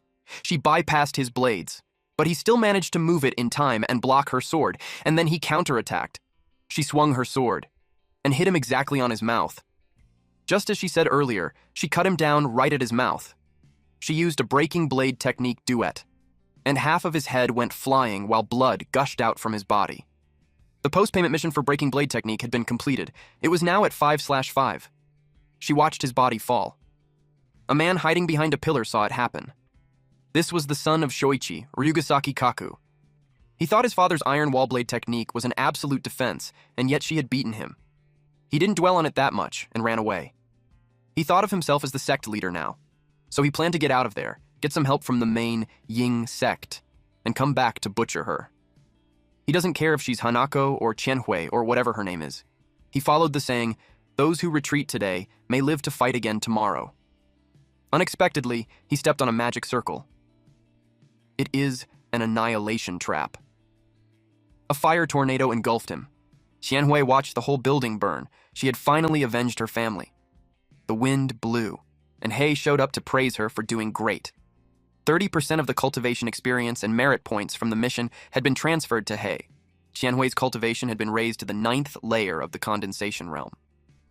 Hei's cultivation was maxed out for this realm, and he could now advance pay for the Golden Core realm. Xianhui informed Hei that the magical robe won't auto-repair anymore. He told her that it was just because she's low on spiritual energy at the moment. He unlocked the shop for her so she could advance and pay for a new outfit for herself. She thanked him for that. She took one that had similar style and stats. But she admitted that she couldn't pay the post payment of 500,000 yuan. He assured her that it wasn't a problem, since before she burned down the Ryugasaki estate, he had already cleaned out their valuables. He just used their legacy to cover the cost. Suddenly, Hei had goosebumps and he felt a murderous aura. It was from Yin.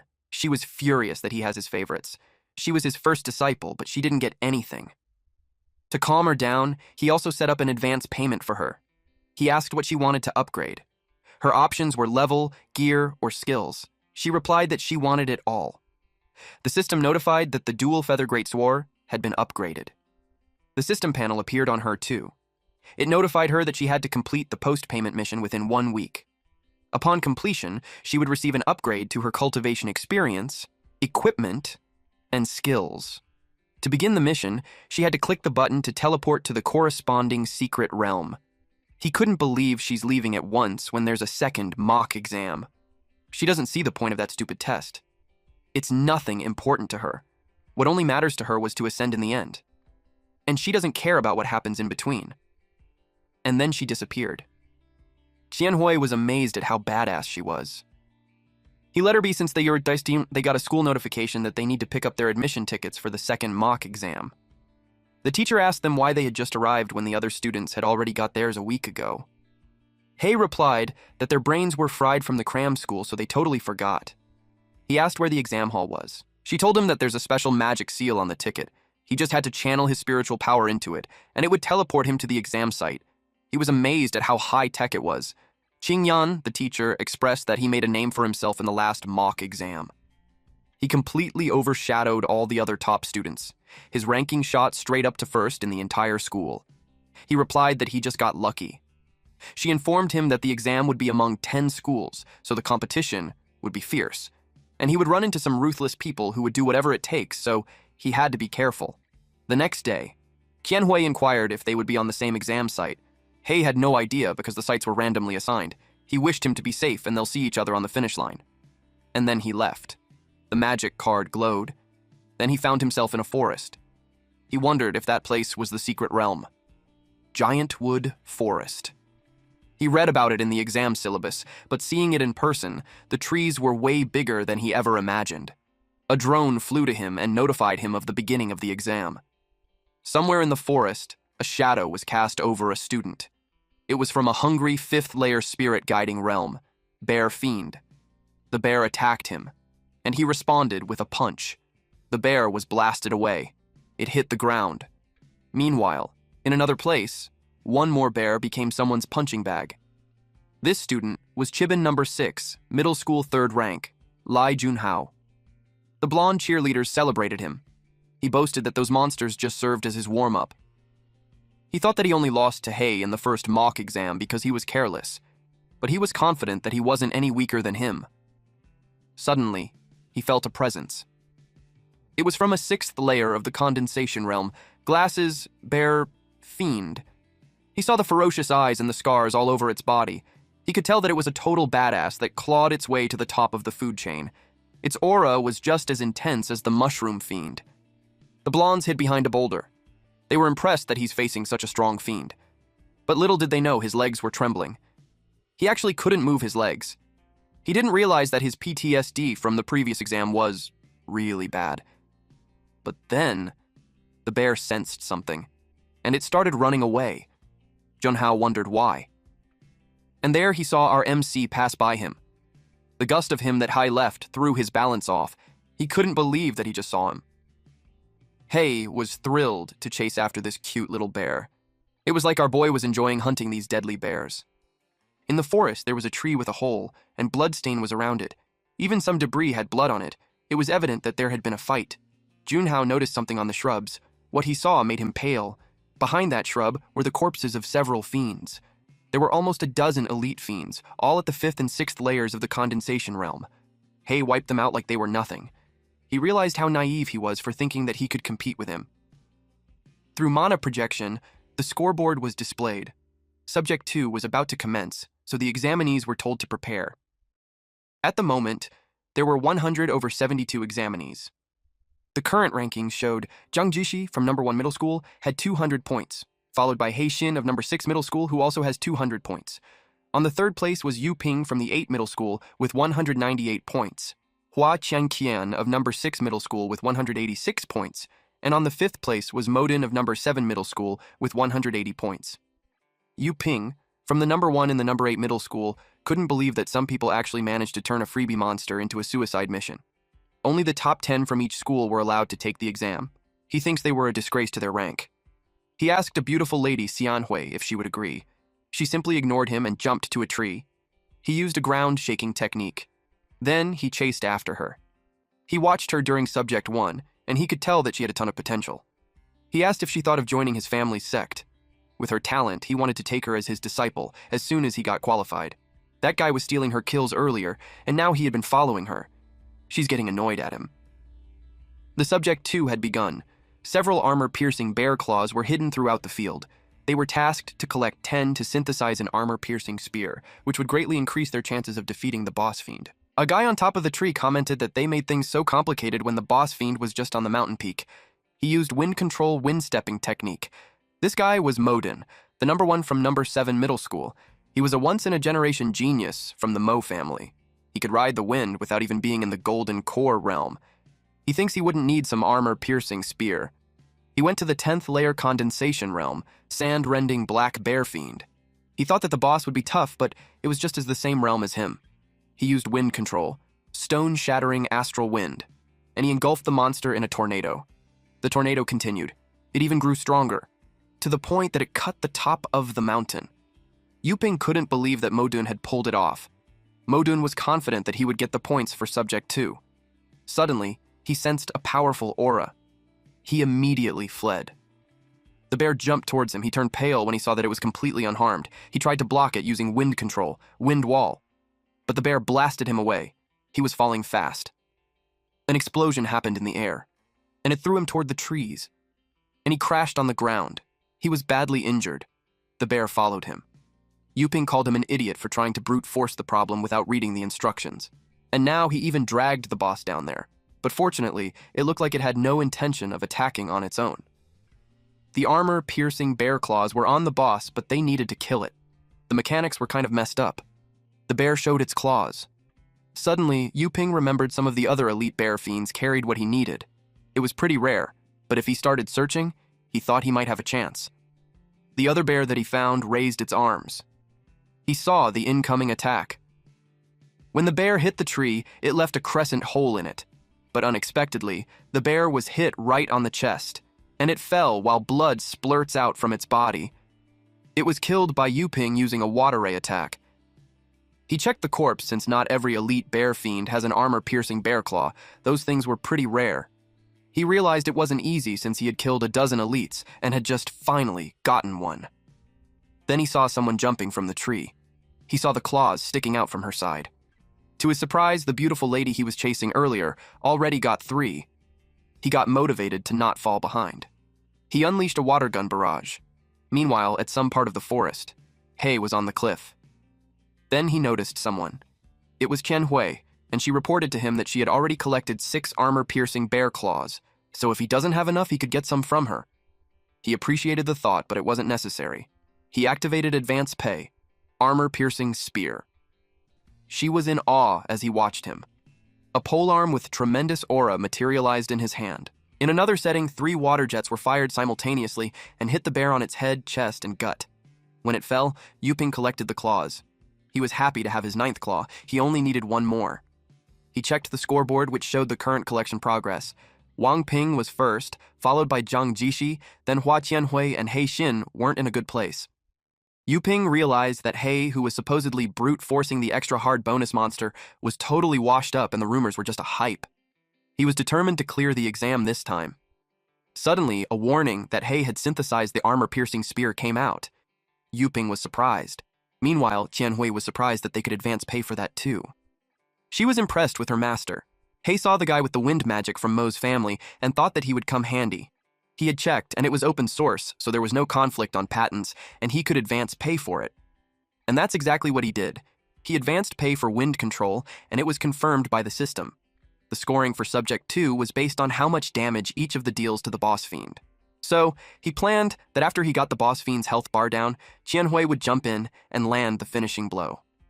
In that way, they would both get the highest scores. She confirmed that she got it. So, when He was ready, he jumped down the cliff. The height was quite a distance, but he was able to spot the bear fiend. The bear fiend sensed him. It clapped its paws and created an attack. He could feel the gust of wind. He was almost near it. He watched it carefully and put force on his feet. He dove right into it. He shone brightly while in the air. The bear had just watched him, and when he landed near it, its body was blasted away. Our boy didn't waste a single second and immediately swung his spear, and it caused a huge explosion. At this point, the bear had no vision of the surrounding area. The spear pierced through the dust and smoke and hit the bear right into its chest. Luckily, it was able to stop it with its paws. But then, He used dark nether lightning art. Our boy used the polearm to transport the energy on the other end, and electrocuted the bear. The bear fiend was shocked. It didn't end there.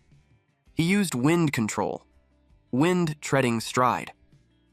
While the spear was lodged on the bear, he pushed it backwards with a great deal of speed. It was a destructive move. Yu Ping watched from a distance, and he was pissed that he stole his kill. Meanwhile, Modun was still unconscious. After a while, he woke up. He didn't expect himself to be knocked out.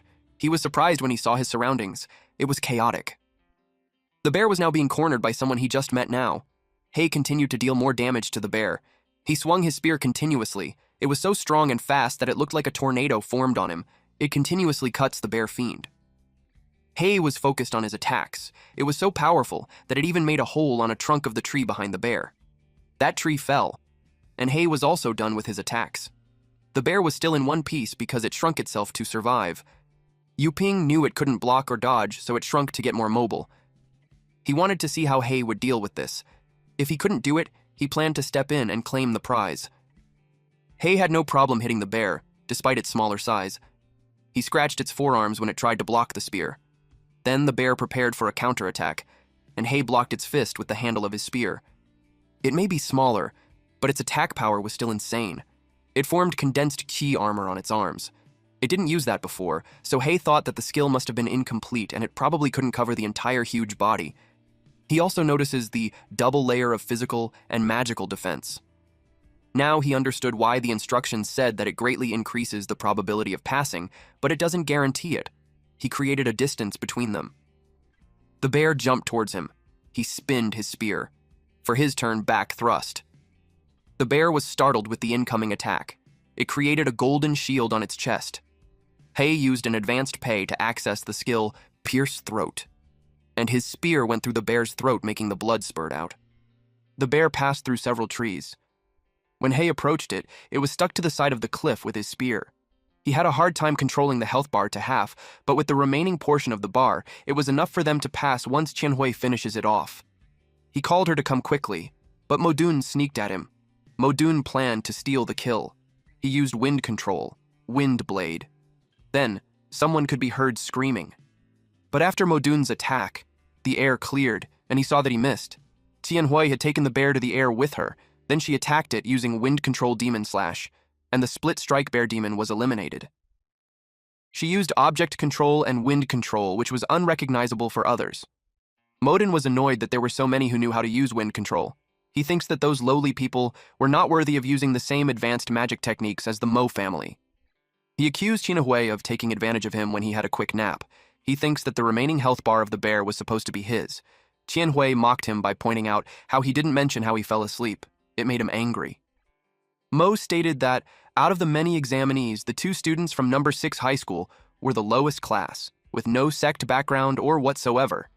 He couldn't find any connection between them and any prominent figure.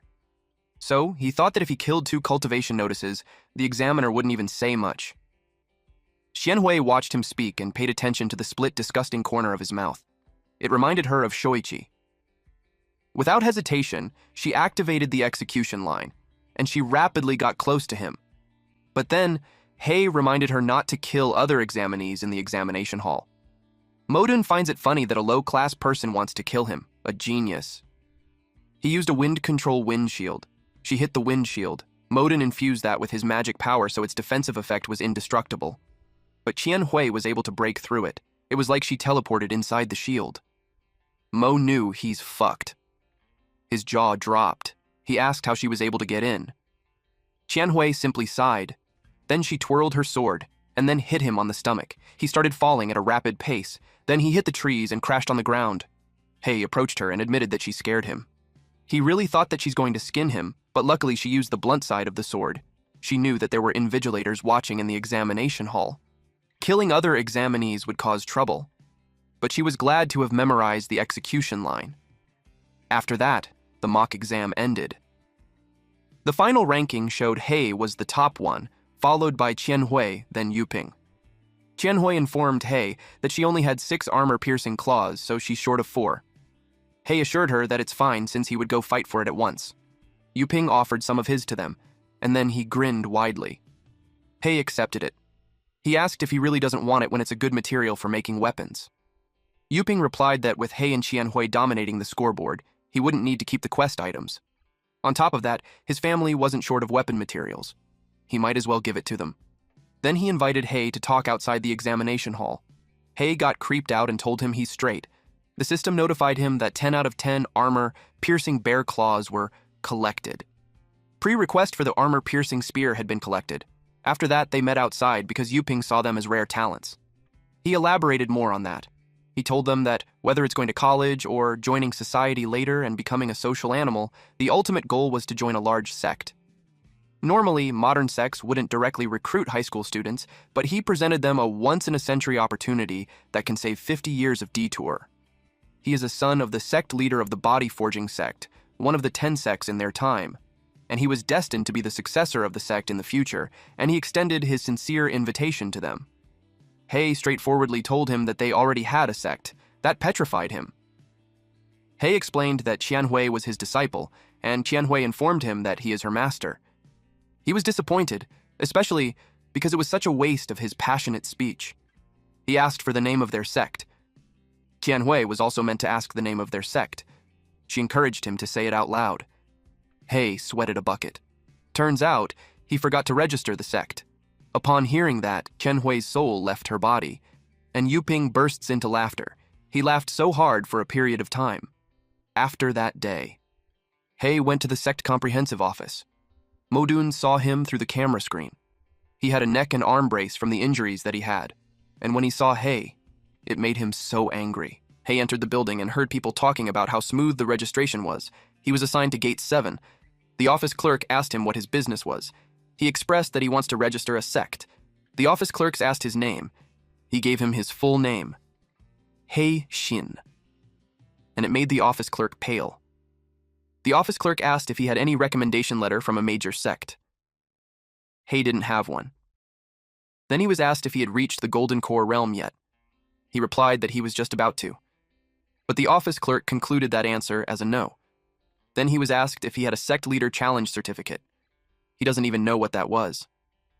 It was explained to him that he had to enter the designated secret realm as a secret leader, complete the challenge, and get the sect leader challenge certificate. Hei insisted that the office clerk had to let him register the sect first so he can be a sect leader to do the challenge. But the office clerk was rude and firm that he had to finish the challenge first before he could register. Hei was furious. Even when the office clerk was firm, deep inside, he was so nervous. So he was relieved when Hei left. He really thought Hei would run amok. It was scary for him because he was a 10th layer condensation realm cultivator.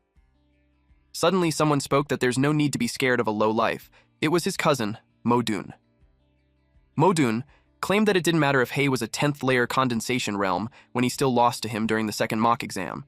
But the office clerk doubted that, seeing that Modun had this neck brace and an injured arm. It speaks on who truly almost lost.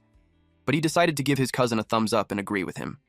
Then he shared that the first 2 rules alone were enough to block him, but the third one, normally, the applicant would have to pass a prelim review, get a temporary sect leader certificate, do the challenge, and come back for a final review to get the official one.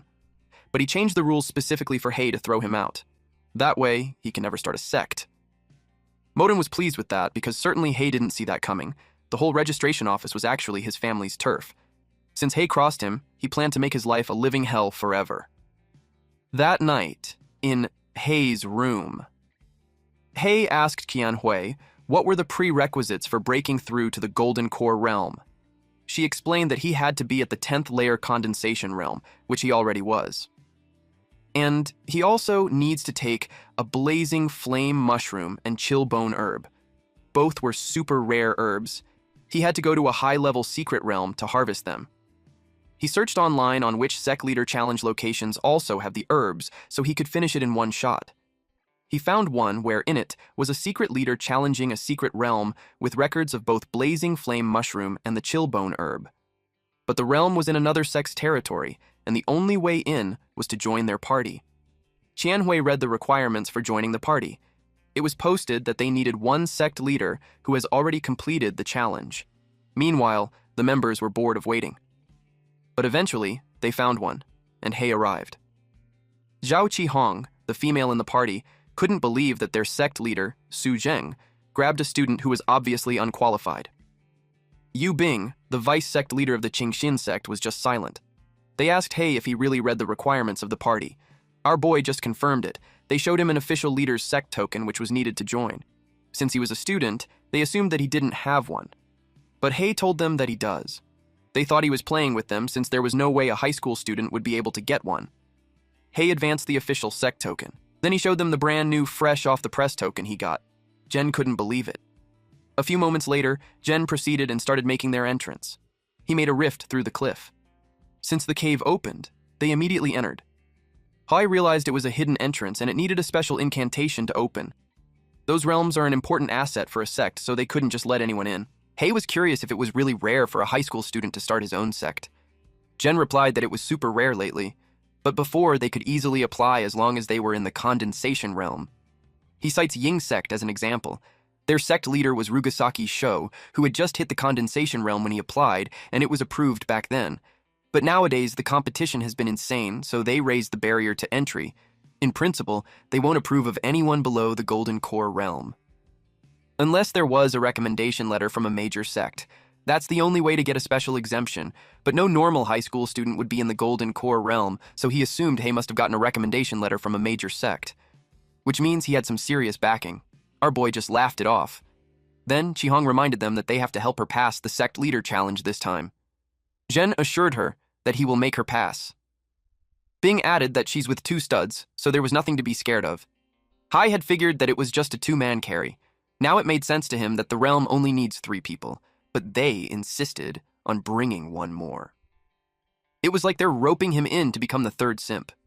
Hei had pending missions.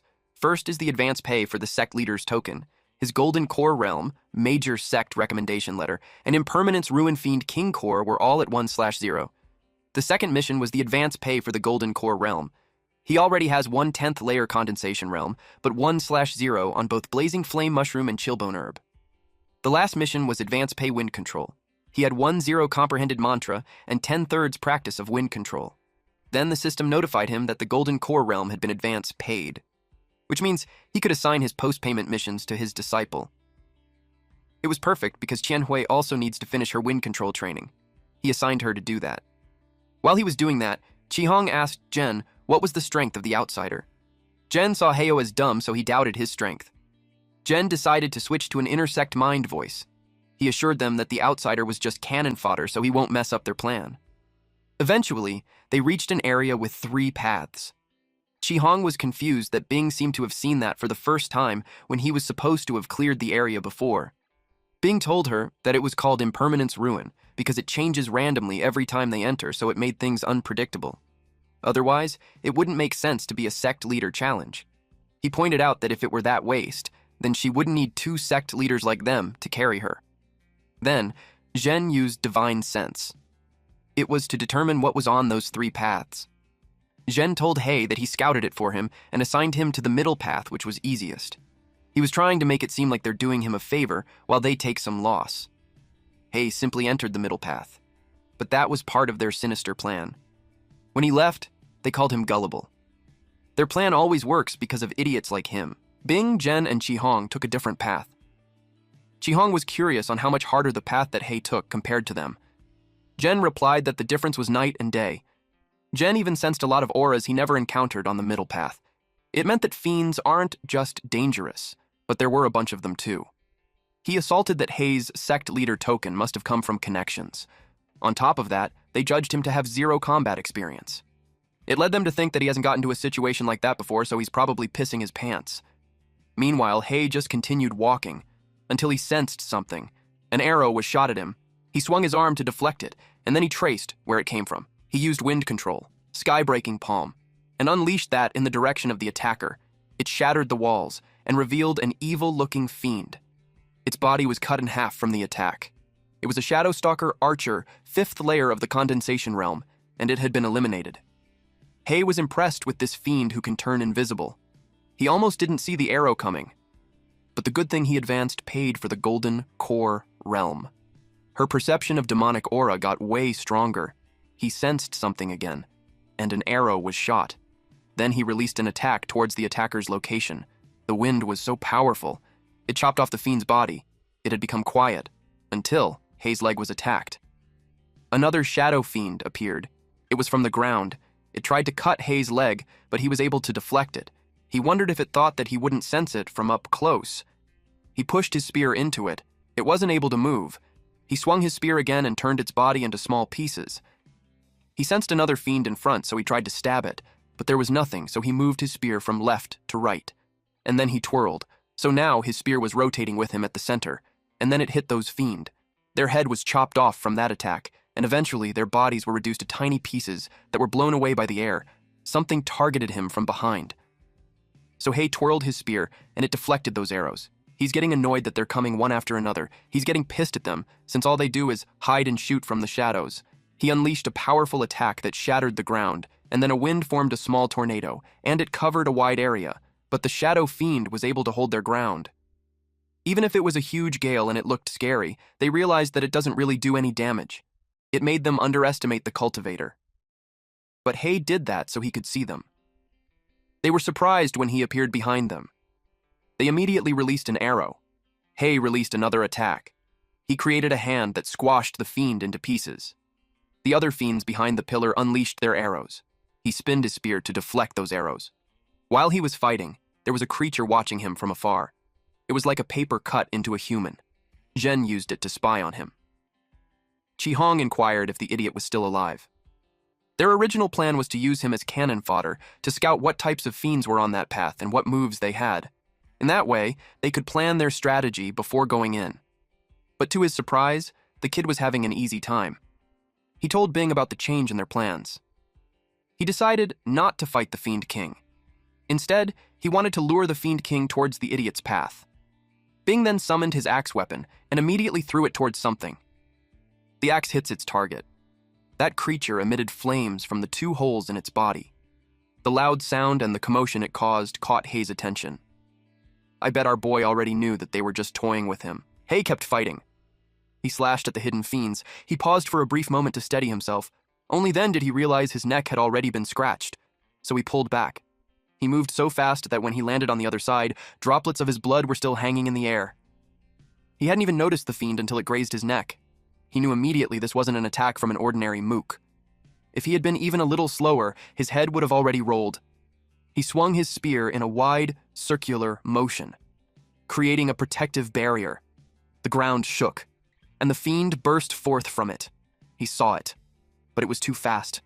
Suddenly, a massive rock arm erupted from the ground. It reached out to seize the fiend midair as it leapt away. Electricity crackled along the arm. At the same time, the fiend attacked from behind. It kept slashing at the barrier. The sharp ringing pierced his ears, forcing him to yell for it to stop. Our MC then released the dark nether lightning, and it exploded. Several more explosions followed, but the fiend managed to evade them. Even the dark nether lightning couldn't touch it. It was the fastest fiend Hay had ever fought. The fiend realized the shield was tough and its normal attacks weren't doing anything. If it couldn't break through from the outside, then it would attack from within. It used stealth again and completely vanished. Hay noticed it was gone, until a blade pierced up from the ground inside the barrier. Our MC was definitely caught off guard. The strike cut straight along his sagittal plane. It looked like an instant kill. The fiend was pleased. Just as it had expected, the barrier's only weak spot was directly beneath Hay's feet. But then, it froze. Hay's body turned into a stone doll. Only then did the fiend realize it had fallen into a trap. It immediately dove back into the ground, but its head was nearly severed before it could escape. It was forced to retreat. The fiend realized that Hay had deliberately left the ground unprotected to lure it in, but fighting in such a cramped space against a spear was no different from begging to die. That said, Hay never planned to defeat it with a weapon. He activated the 10,000 refined steel and stone skin techniques. The fiend mocked him, challenging him not to drop the barrier and flee once he started losing. The fiend charged, and again, till Hay grabbed its arm. It retaliated with a punch, but Hay managed to block it. Then he charged forward as it continued slashing at him until it dropped its dagger. Hay spotted an opening to punch it, but it vanished. He taunted it, saying it was going to lose. He even asked if it wanted the barrier dropped so it could run away. The fiend lurked behind him. In its mind, it cursed Hay and imagined tearing him to pieces. Still, it was smart enough not to fall for the taunts. It chose to stay hidden, knowing it couldn't gain the upper hand. Its wind technique was useless, and Hay's stealth control was superior. When it refused to come out, Hay condensed a ball of energy. The fiend couldn't believe he planned to use something like that in such a confined space. He could get blown up too. Hay dropped the ball of energy and unleashed a violent explosion. The fiend's left arm and right foot were gone. It had poured all its demonic aura into defense, yet it was still mangled that badly. It expected Hay to be in terrible shape as well, and with the barrier down, it planned to hide again. But to its shock, stealth no longer worked. Hay grabbed its hair. "Don't run," he said. "We're not done playing yet." The fiend couldn't understand how Hay was completely unharmed. Our MC then focused his energy into his fist. When the explosion was triggered, Hay immediately activated the stone shield technique. But he didn't come out unscathed. His wounds began to heal. He knew this was the Dragon King's work again. The fiend wondered how Hay was still completely unharmed. Hay pulled its hair. Suddenly, he was attacked by a Golden Core Realm blazing flame mushroom fiend. It unleashed a massive stream of fire breath. Everything in its path was incinerated. When it finally stopped, the ground was left scorched and smoking. Fortunately, Hay managed to disappear in an instant. He immediately recognized it. This fire-breathing boss fiend belonged to another, much harder, tunnel. He couldn't understand how it had ended up here. Then, his instincts screamed a warning. An icy attack came flying toward him, but he vanished again just in time. Had he been even a moment slower, he would have been frozen against the tree. Hay turned to check the direction of the attack. That was when he realized something was very wrong. The frost boss fiend from the third tunnel was here as well. Hay released his divine sense to satisfy his growing suspicion. His perception spread through the tunnels, and that's when he sensed it. Several people hiding behind the walls.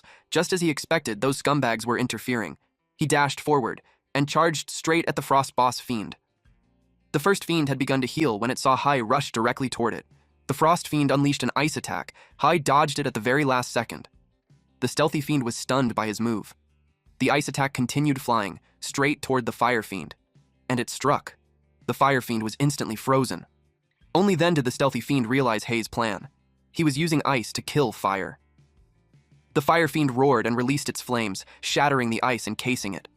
A massive fire beam erupted, stretching all the way to the frost fiend's position. When the flames and smoke finally cleared, the two fiends found themselves staring at each other. The stealthy fiend could only curse them as idiots in his head. In that brief moment of distraction, both fiends lowered their guard, and Hay struck, moving at the speed of light. Now that he had their full attention, he raised his middle finger and taunted them. Naturally, the two fiends charged after him. They unleashed devastating ice and fire attacks in unison, and our MC just kept running. Meanwhile, at the end of the tunnel, they noticed the sound of battle drawing closer. Jen immediately understood what was happening. Hay was trying to lure all the boss fiends toward them. It felt insulting, as if Hai believed they wouldn't be able to dodge.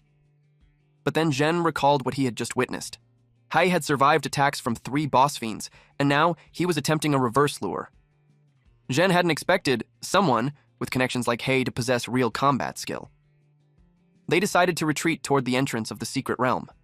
If things went south, they would simply leave. But the moment they took a step, the ground beneath them began to glow. They froze. It was a trap formation, and then it detonated. 2 of them managed to protect themselves, but Chi-Hong wasn't so lucky. She lost her right arm and her left leg. She desperately called out to Jen, begging him to heal her. To her shock, he turned and walked away. Only then did she realize it. They were completely trapped inside. Jen demanded to know when the formation had been set. Hai's voice answered calmly. "When you were all pretending to be benevolent." Jen stiffened. Hai stepped into the trap formation and looked at them. "Did you really think I'd trust you completely?" Rage flashed across Jen's face. He attacked, activating a light escape flashbang technique. Hai scoffed. "How did you know I wasn't done messing with you?" His figure blurred as he advanced, paying the cost to activate stealth. Jen's eyes widened, because our MC vanished, and at the same time, a fireball came screaming toward him.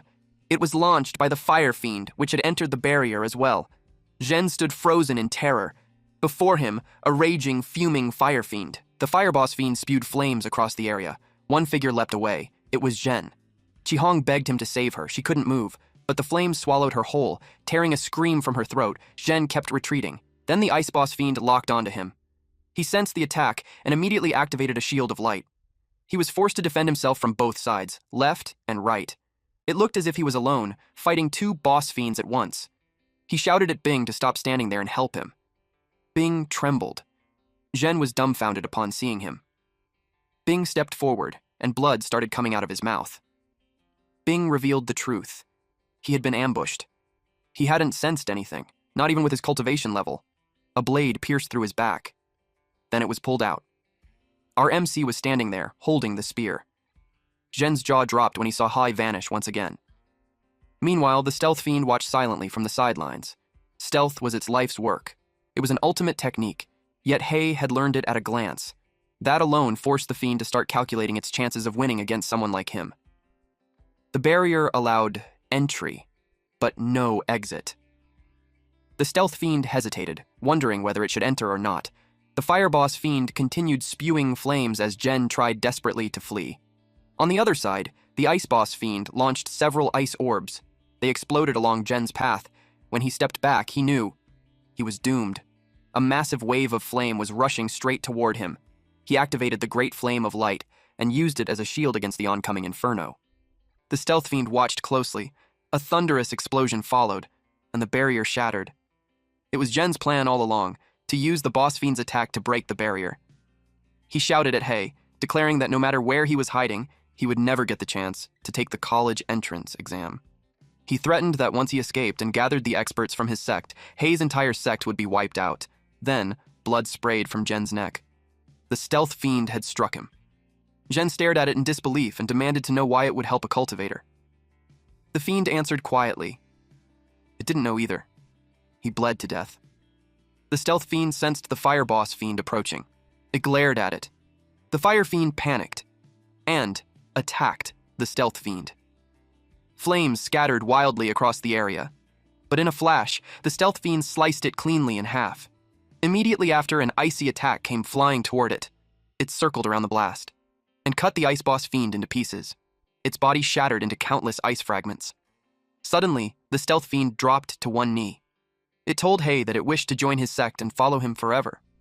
Our MC was surely amused.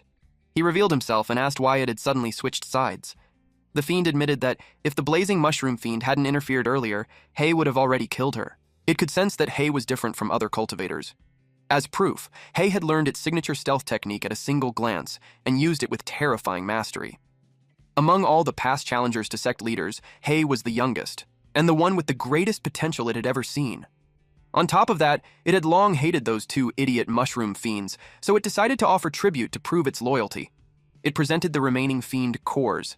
It also gathered blazing flame mushrooms and chillbone herbs for him. Hai replied calmly that offering someone else's fiend cores didn't count for much. If it truly wanted to prove loyalty, it should hand over its own fiend core. That put the fiend in a desperate position. Behind it, Hei quietly prepared his blade. The fiend's hands trembled. Then it slammed its chest, forced its core out, and offered it to Hei. Here's the current status of his pending missions. For advance pay, Sec Leader's token, the Golden Core Realm was at 1/1, Major Sec Recommendation Letter 0/1, and Impermanence Ruined Fiend King Core 1/1. For the next mission, advance pay. Golden Core Realm. He has 1/1 10th Layer Condensation Realm, 1/1 Blazing Flame Mushroom, 1/1 Chill Bone Herb. Lastly, the advance pay for wind control he completed, Comprehend Mantra and 10 out of 10 Practice Wind Control. Early in the morning, someone rang the doorbell. Hei opened the door and saw Qianhui standing there. She had been jogging nearby, so she brought him breakfast. Hei had already given her a spare key. She could have let herself in, but she chose to knock instead. After all, he might have been doing something strange in his room. He was momentarily overwhelmed by her sharp instincts and clarified that he was not doing anything. Then Qianhui expressed that she still feels strange. Our MC, again, cleared that he was not doing anything strange in the room. Still, Qianhui frowned. She said the room definitely felt off. She suddenly spun around and grabbed something. It was an arm. Qianhui was sure that there was a demon at work. The stealth fiend finally deactivated its concealment. It admitted that it only wanted to pat her shoulder and scare her a little. It hadn't even fully suppressed its aura, nor was its concealment technique running at full power. Even so, for her to notice it at all, it acknowledged that she had real skill. The stealth fiend called her senior sister. Qianhui immediately understood. Hei had accepted a demon as a disciple. She sighed and commented that he was truly hungry. Since things had already come to this, she said she wanted to take a bath first. The moment she entered the bathroom, someone knocked on the front door. It was Yuping. Our MC was puzzled by the visit. He quietly instructed the stealth fiend to activate concealment and hide. The one at the door was also a cultivator, and Hei wasn't very familiar with him.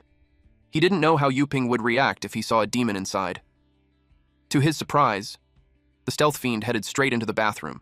Hei opened the door and let Yuping inside. He asked what brought him here. Yuping handed him a recommendation letter.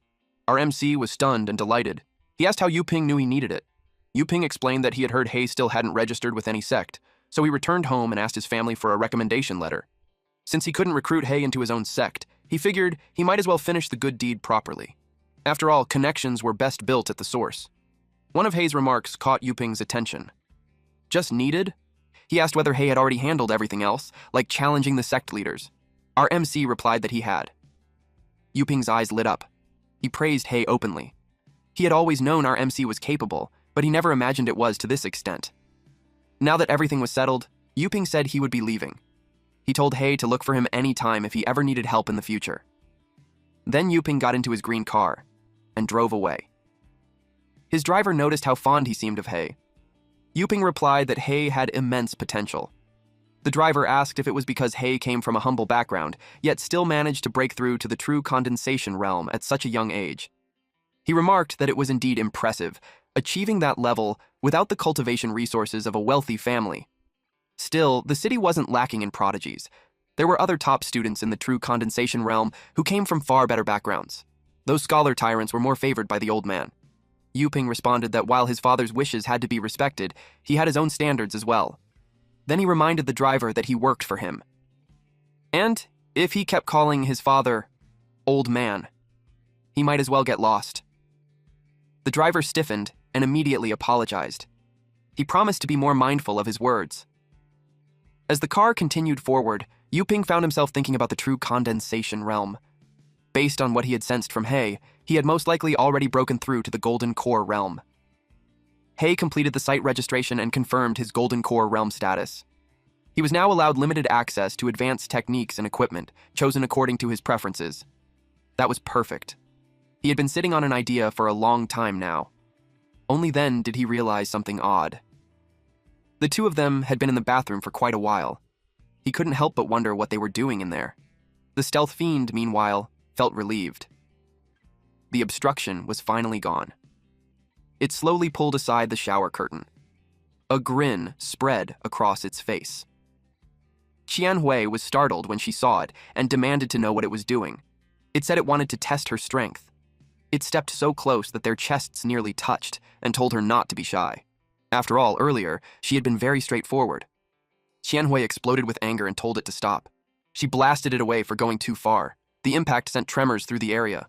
The residents wondered whose gas tank exploded. Hay stood amid the aftermath. He commented dryly that the two of them were playing games so hard they almost destroyed his house. He had already pre-advanced the landlord's house repair funds, meaning the post-pay mission would be theirs to complete. Since their demon core was already in his possession, the mission, simple as it was, would be perfect practice for them. The stealth fiend received the post-pay mission notification.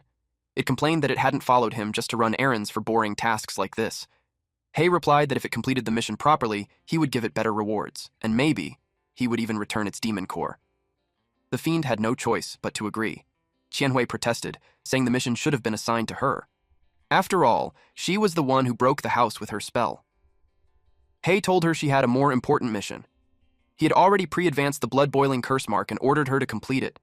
She recognized the name. It was the same as the dagger. Hay explained that he had already merged the blood-boiling effect into the blood curse on her body.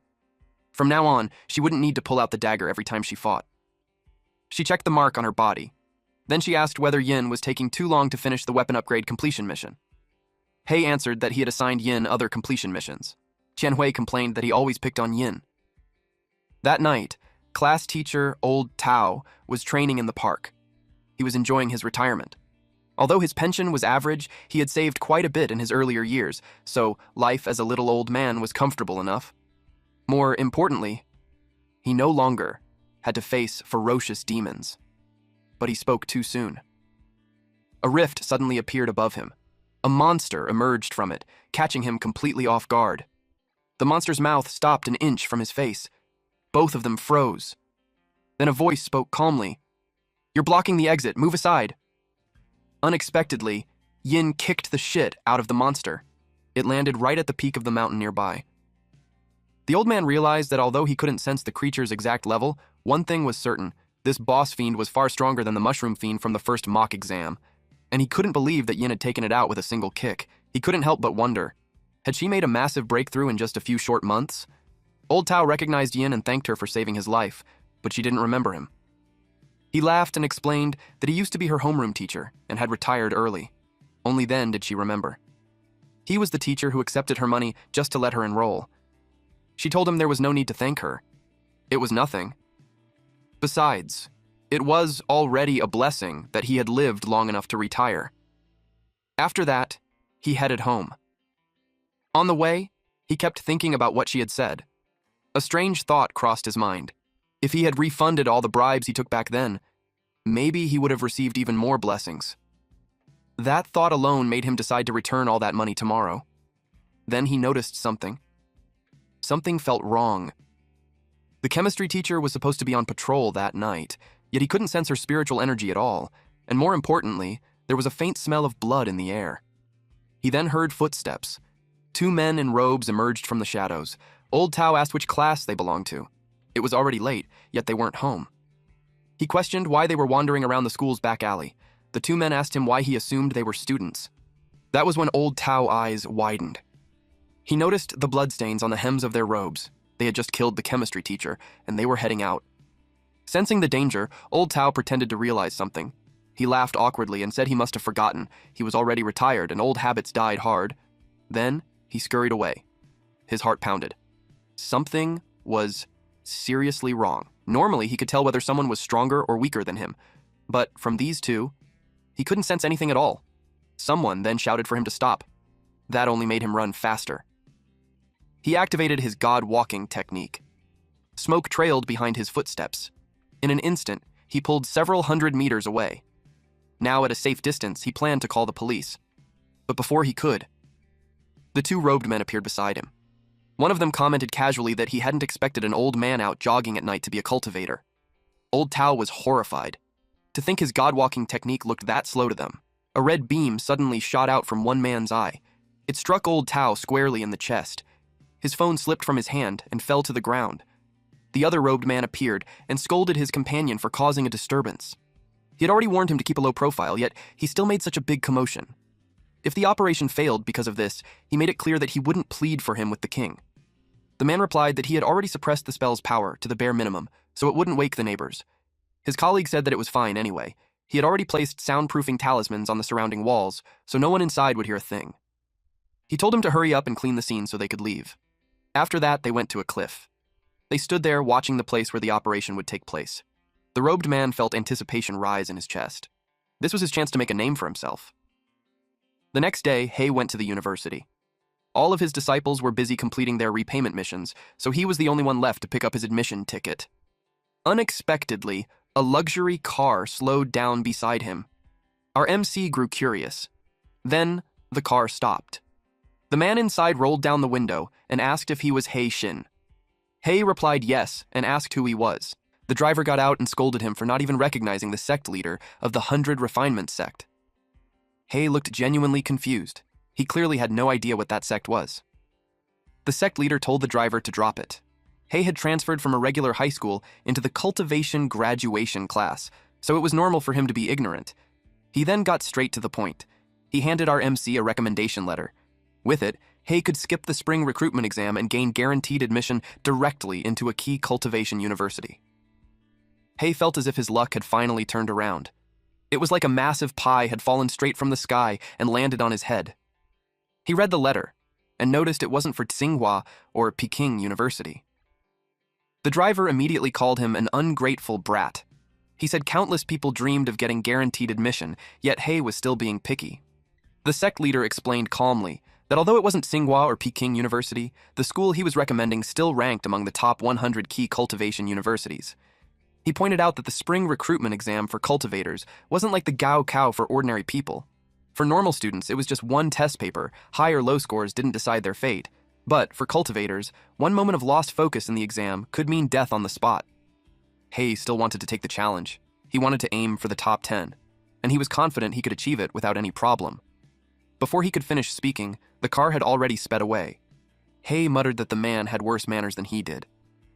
Inside the car, the driver complained that the kids simply refused to listen to reason. Then he asked whether the sect leader was worried that Hei might affect their young master's results. He mentioned that the young master had a bad day and only placed second in the mock exam. The sect leader replied coldly that he wouldn't tolerate anyone who dared to refuse him. He then instructed the driver, "Make sure Hei never makes it onto that exam field alive." Back at home, Yin, Qianhui, and Hei gathered on the sofa. Our MC told them that there was only 1 week left until the spring recruitment exam, so they needed to hurry and strengthen themselves. If there were any techniques they wanted to practice, or any new mental methods they had realized but couldn't break through, he told them to write everything down. He would help them advance as much as he could within his limits. The two vanished immediately. When they returned, they dumped a thick stack of papers in front of him, everything they wanted to learn. It was a lot, but it also made him realize how diligent and eager they were. He then let out a small laugh. Then, another hand holding papers appeared in midair. The stealth fiend revealed itself. It declared that even though it was a monster, it was just as diligent and eager to learn, and it handed over its own study list. Qianhui noticed its chest bouncing. Both she and Yin were instantly annoyed. They knew it was deliberately using that to distract their master.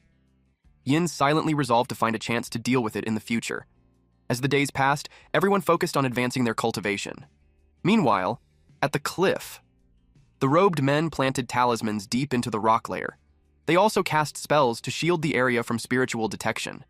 The talismans were invisible to the naked eye. They worked carefully, making sure not to miss a single detail. One of them suddenly recalled that the location of the spring recruitment exam had just been announced. He asked his companion how he was so certain this would be the exam site a week later. The man replied calmly, "Humans were never truly united." Since the talismans were finished, the robed man wanted to take some time off. His colleague asked why. He replied that he had accepted a job from a sect on the dark web to kill someone. He was immediately scolded for taking jobs that involved cultivators. Meanwhile, Hei reviewed the criteria to complete the infernal aspect. First, he needed to apply for eligibility to recruit demon disciples. Second, he had to obtain an infernal aspect demon core. Third, he had to complete cultivation of the infernal aspect technique. After advancing a large number of techniques, he distributed them to the appropriate disciples as their completion tasks. Only Yin's infernal aspect completion remained, and since several steps in the middle required procedures at the cultivator's mansion, he decided to handle it himself. Once the completion task was finished, Yin would gain legitimacy to act openly in the human realm. He checked the notification. The demon core required for infernal aspect completion had to be obtained from a golden core stage great demon most skilled in disguise, the burning antelope. Hay found this strange. Normally, such completion tasks took place inside secret ruins, but the suggested location was in the middle of the desolate wilderness. He then noticed a robed man standing above the cliff. The man confirmed Hay's identity. He compared it with a bounty poster. The robed man declared that someone had placed a bounty on Hay's life, and that Hay shouldn't blame him for what was about to happen next. Our MC, not even the slightest bit concerned, asked who he was. The man acted strange, mysterious, and Hay couldn't sense any presence from him at all. Suddenly, the man vanished, and reappeared behind Hay. He mocked Hay, saying his reactions were even slower than the old man who had been out for a night run. A ray shot toward Hay. The ground was scraped clean by the blast, but when the man looked again, no one was there. Hay was now holding his head. The robed man was shocked and confused. Hay commented calmly that the man had started attacking without even explaining himself. He asked again who he was, and who had placed the bounty. The robed man flew into a rage. A violent surge of energy burst from his body, forcing Hay to step back in time. He was furious that Hay dared to look down on him. Smoke filled the area. Within it, the robed man prepared to attack again. In an instant, he closed the distance and kicked at Hay, but Hay dodged cleanly. The man twisted his leg mid-motion and kicked again. Hay ducked beneath the strike. The impact shattered the ground. The robed man sneered, mocking Hay for doing nothing but running away. He decided to end it with a wide-range technique that would leave no room to escape. Light escape. Cage of light. Hay was about to respond when a massive blinding ray erupted. It covered an enormous distance. Even the man's colleague saw the attack from afar. He frowned, wondering why his companion had already used his ultimate move. Just what kind of target required that much power? Eventually, the ray began to weaken, but it left a huge hole on the ground. Hay's presence completely vanished, so he assumed that the contract was complete. He expects to receive that bounty, a large box of top-grade stones. But when the smoke slowly cleared, he saw a shadow. Hay was standing just fine. He told the robed man that he just wanted to see if there was anything in his techniques worth advancing for himself. The move was quite interesting, but he wouldn't have been able to block it without opening a barrier. The robed man couldn't believe that Hay blocked it with a defensive barrier, and yet he couldn't sense the presence of a living person. Our MC revealed that it was because the one talking wasn't a living person. He unveiled a rock that looked like him in the poster. He had this derpy face. The robed man was surprised to see the substitute. He quickly ran away after realizing that he misjudged him. He planned to get the bounty next time, but to his surprise, a fist came out of thin air. Hay showed himself and punched him in the stomach. It was such a powerful punch that the impact made the ground explode. The burning antelope was eliminated. A beast bone fiend core was obtained, along with the camouflage attribute. Now Hay understood why he hadn't realized it was a sheep fiend earlier. The camouflage attribute was extremely powerful. The fiend core itself was also a rare find, as it possessed dual attributes. He planned to hand it out as a bonus to everyone during the next team-building event. Then the bounty poster flew toward him. He caught it, and he was immediately annoyed because it looked nothing like him. At the spring recruitment exam venue, it was quiet. Everyone wondered why it hadn't started yet. Apparently, they were waiting for the chief examiner to officially open the proceedings. This year's competition felt far more intense than in previous years. It was a major event, filled with young students from the great sects, all overflowing with talent.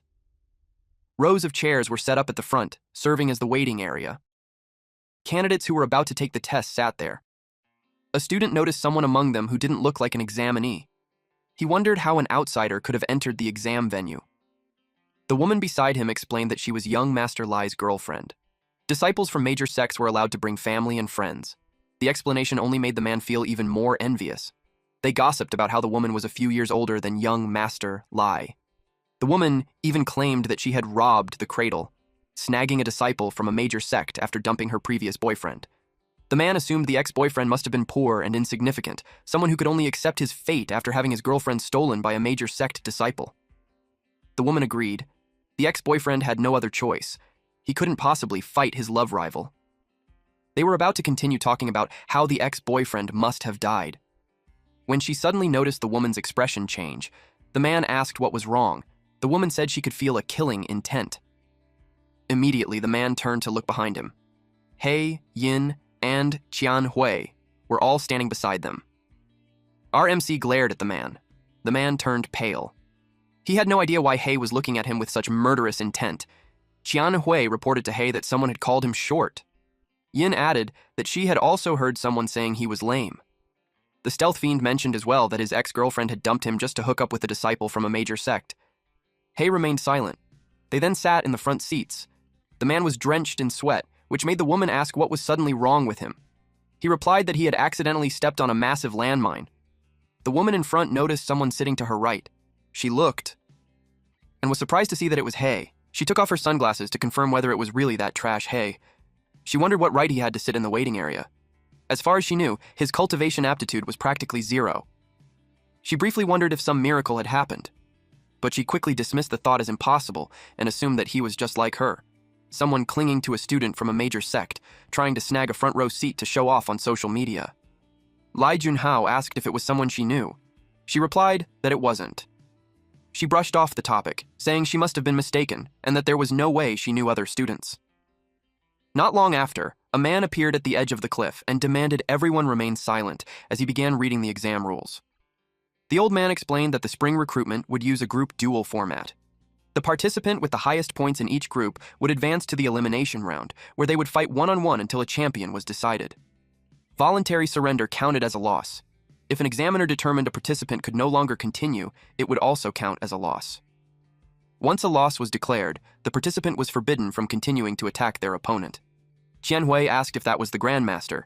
He thought it was, since the man looked transcendent and sage-like. Yin didn't care. The old man then turned around.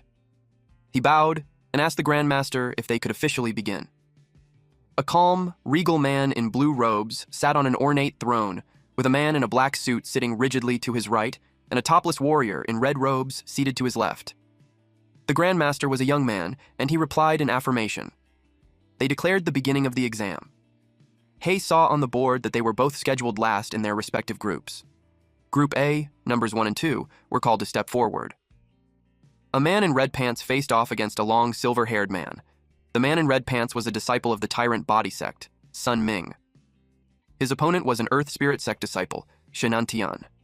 Ming challenged him, asking how long he planned to keep that nonchalant expression. He took his stance, and in a split second, he was already in front of him. Nantian was startled, but he managed to evade the powerful punch at the last moment. He immediately realized how fast Ming was, and how lethal his attacks could be. He used Earth Escape to retreat. The ground trembled violently. Then he followed up with a rapid stone rain. Massive rocks poured down toward Ming. Ming was agile, skillfully weaving through the barrage as he closed the distance without taking a hit. He boasted that, in terms of speed alone, he could compete with someone an entire major realm above him. Nantian jumped, as Ming slid in for a low kick. That was exactly his plan, to force him into the air. Nantian calmly stated that even if he had nowhere to dodge, there was also nowhere for Ming to kick off from. Ming was shocked when he heard that, and that was when he realized the entire ground beneath him had collapsed, forming a massive pit. Nantian had used the Earth Escape, dangerous terrain technique. There was no other outcome. Ming fell. Earth Spirit Sect disciple Shi Nantian was declared the winner. The Earth Spirit Sect leader and principal of Earth Spirit High School, Tu Qifeng, clapped his hands. He was extremely proud of Earth Spirit High School's top student. He announced that everyone's welcome to introduce friends and family to enroll. There'd even be a hefty referral fee per head. Business mindset never rests. A bearded man in a black suit heard him and frowned. He muttered that Tu Qifeng truly never missed a chance to recruit more students. The Grandmaster asked whether the Earth Spirit Sect was the high school known for mass-producing cultivation university students.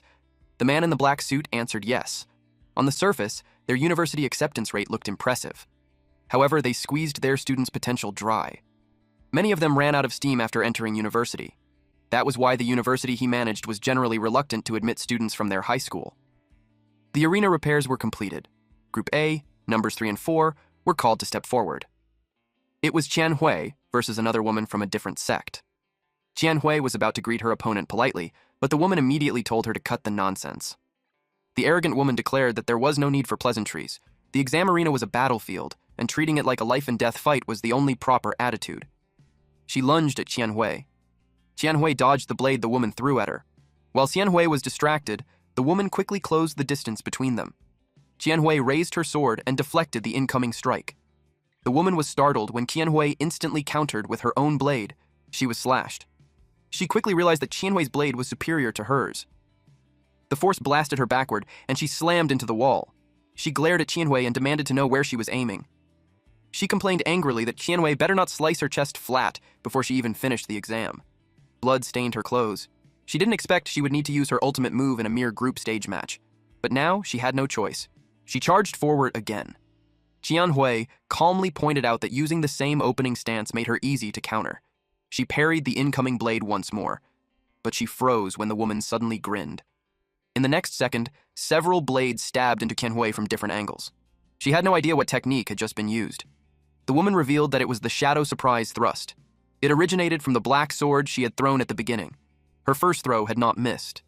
The shadow of the blade had silently crawled toward Qianhui, and it had hidden inside her shadow. The woman asked the proctor why he had not announced the result yet, when her opponent was already either dead or crippled. She urged him to hurry up and declare her the winner. The proctor calmly told her that her skills were decent, but her eyesight was lacking. She turned around and saw that Qianhui's body had been replaced by a blade. That was when she realized the blade had been a decoy. And suddenly, Qianhui appeared behind her, ready to strike. When the punch landed, the woman was blasted away. She crashed into the ground with terrifying force. But Qianhui did not stop. She immediately chased after her. The woman saw Qianhui rushing toward her, yet she arrogantly declared that flying in the air would not save Qianhui from her attacks. She unleashed her shadow-flying axes.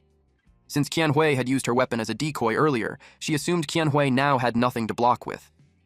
The shadow weapons rushed toward Qianhui mid-air. They engulfed her inside a large orb of shadow wrapped in chains.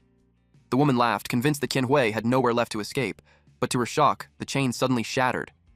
Qianhui broke free using Iron Wall Blade formation. She immediately followed up with Iron Wall Blade Fan. A powerful tornado formed around her. The woman countered with Shadow Arrow Storm. Dark blades rained down toward Qianhui, but the tornado deflected them and slowly overpowered the attack until the entire arena was swallowed by the raging tornado. The proctor observed everything carefully from the cliff. When the tornado finally dispersed, only one person remained standing. The woman lay on the ground, covered in cuts and completely unconscious. The proctor declared Qianhui the winner. The staff checked Qianhui's opponent. Since she still had a pulse, he quickly called for a medic to bring her to the infirmary. The proctor realized that Qianhui had not gone for the kill. Deaths could happen during intense exam battles, but she had clearly held back on purpose. Qianhui left a deep impression on everyone present. As Qianhui walked back to her seat, Yin was already heading toward the center of the arena. She noticed Qianhui grinning. So she asked He why Qianhui looked like that. He replied that Yin was probably just excited. The proctor called for Group B members numbers 1 and 2 to step forward, but Yin cut him off mid-sentence. The proctor frowned and demanded to know who dared to cause a disturbance. Yin suggested they not make things complicated. She said fighting one-on-one would only waste everyone's time, so it would be better to settle Group B all at once. She wanted the other 3 to attack her together. Everyone was stunned. The crowd wasn't sure they heard her correctly. Did she just say she wanted to fight 1 versus 3? They began whispering that she must be crazy. Who thinks a group match is too easy and decides to raise the difficulty themselves? The spring recruitment rules were fixed, and no one believed she could just change them on a whim. The proctor scolded her for her insolence. He raised his voice and told her to get out. But the Grandmaster suddenly called out to the proctor. He said the matches had been dull so far. For the sake of excitement, he suggested being flexible this time. So the proctor called Group B numbers 1 through 4 to step forward together. The 3 men walked out and scoffed at her. They were full of confidence. All 3 were from the Beast Form sect. The eldest disciple was Shou Jia, the second was Shu Yi, and the third was Shu Bing. Jia complained about how the 3 of them had ended up in the same group. The other 2 cursed whoever had arranged it. Still, it did not matter much. Even if they failed to advance from the group stage, placing in the top 5 of the bracket would still give them a chance to enter the promotion rounds later. For now, their priority was simple: Eliminate the arrogant brat first. Yi told his brothers he could handle it alone. He unleashed Bear Spirit War Roar. His defense and strength instantly surged. Yin blinked and wondered what on earth that was. Qianhui knew it was the spirit invocation technique. By inviting the soul of a worshipped spirit beast into one's body, a cultivator could gain a portion of the beast's combat power. Hei reacted that it sounded pretty powerful. She explained that reaching this level required devout worship and decades of desperate training since childhood. She also reminded him that he had an advantage against cultivators who did not know this technique. At its highest level, the technique could even invite deities to descend. Hei looked clearly interested at the mention of summoning deities. Qianhui noticed his reaction and wondered why he suddenly looked a little excited. The spirit bear threw a heavy punch. Then it charged straight at Yin. She saw it coming. At the perfect moment, she leaped aside to dodge. The bear crashed into the mountain behind her. The impact caused a violent explosion. The brothers mocked Yin, saying she had just bragged about fighting 3 at once, yet she was dodging the savage bear. But to their surprise, she suddenly charged back at them. They couldn't believe it. This savage bear could smash a small hill, yet she dared to face it head-on. Her fist slammed into the bear's jaw. It took a significant amount of damage. The other 2 brothers were stunned. The bear spirit had the strongest defense among those of the same rank. They could not understand how he had been hit until he spat out blood. The bear spirit roared in fury and swore to kill her. Yin met his incoming fist with her own. She calmly told him that his punch felt soft and weak. The spirit bear was completely dumbfounded. He failed to react in time when Yin struck him square in the face. A massive explosion followed. The other 2 brothers had not expected her to gain the upper hand. They wondered if she was a top body cultivator to unleash such destructive force with a single punch. As the smoke slowly cleared, it revealed that the man's stomach had been punched through, leaving a hollow cavity. The 2 remaining brothers tried to stay confident, saying he was not easy to defeat. But the moment they finished speaking, their brother collapsed to the ground. They stared in shock. Yin told them not to waste everyone's time and to come at her together. Heaven Brahma sect leader Mo Wen commented that this year's spring recruitment was far more interesting than the previous ones.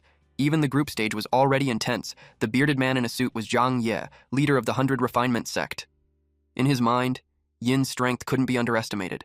It made him realize his son now had another stumbling block on the road to promotion. The contestants stood face to face. The brothers exchanged a silent understanding. The first brother charged forward. At the same time, he unleashed the snake spirit Phantom Eye. Our waifu candidate got alerted. Yin suddenly saw a massive snake appear in front of her. She froze for a moment.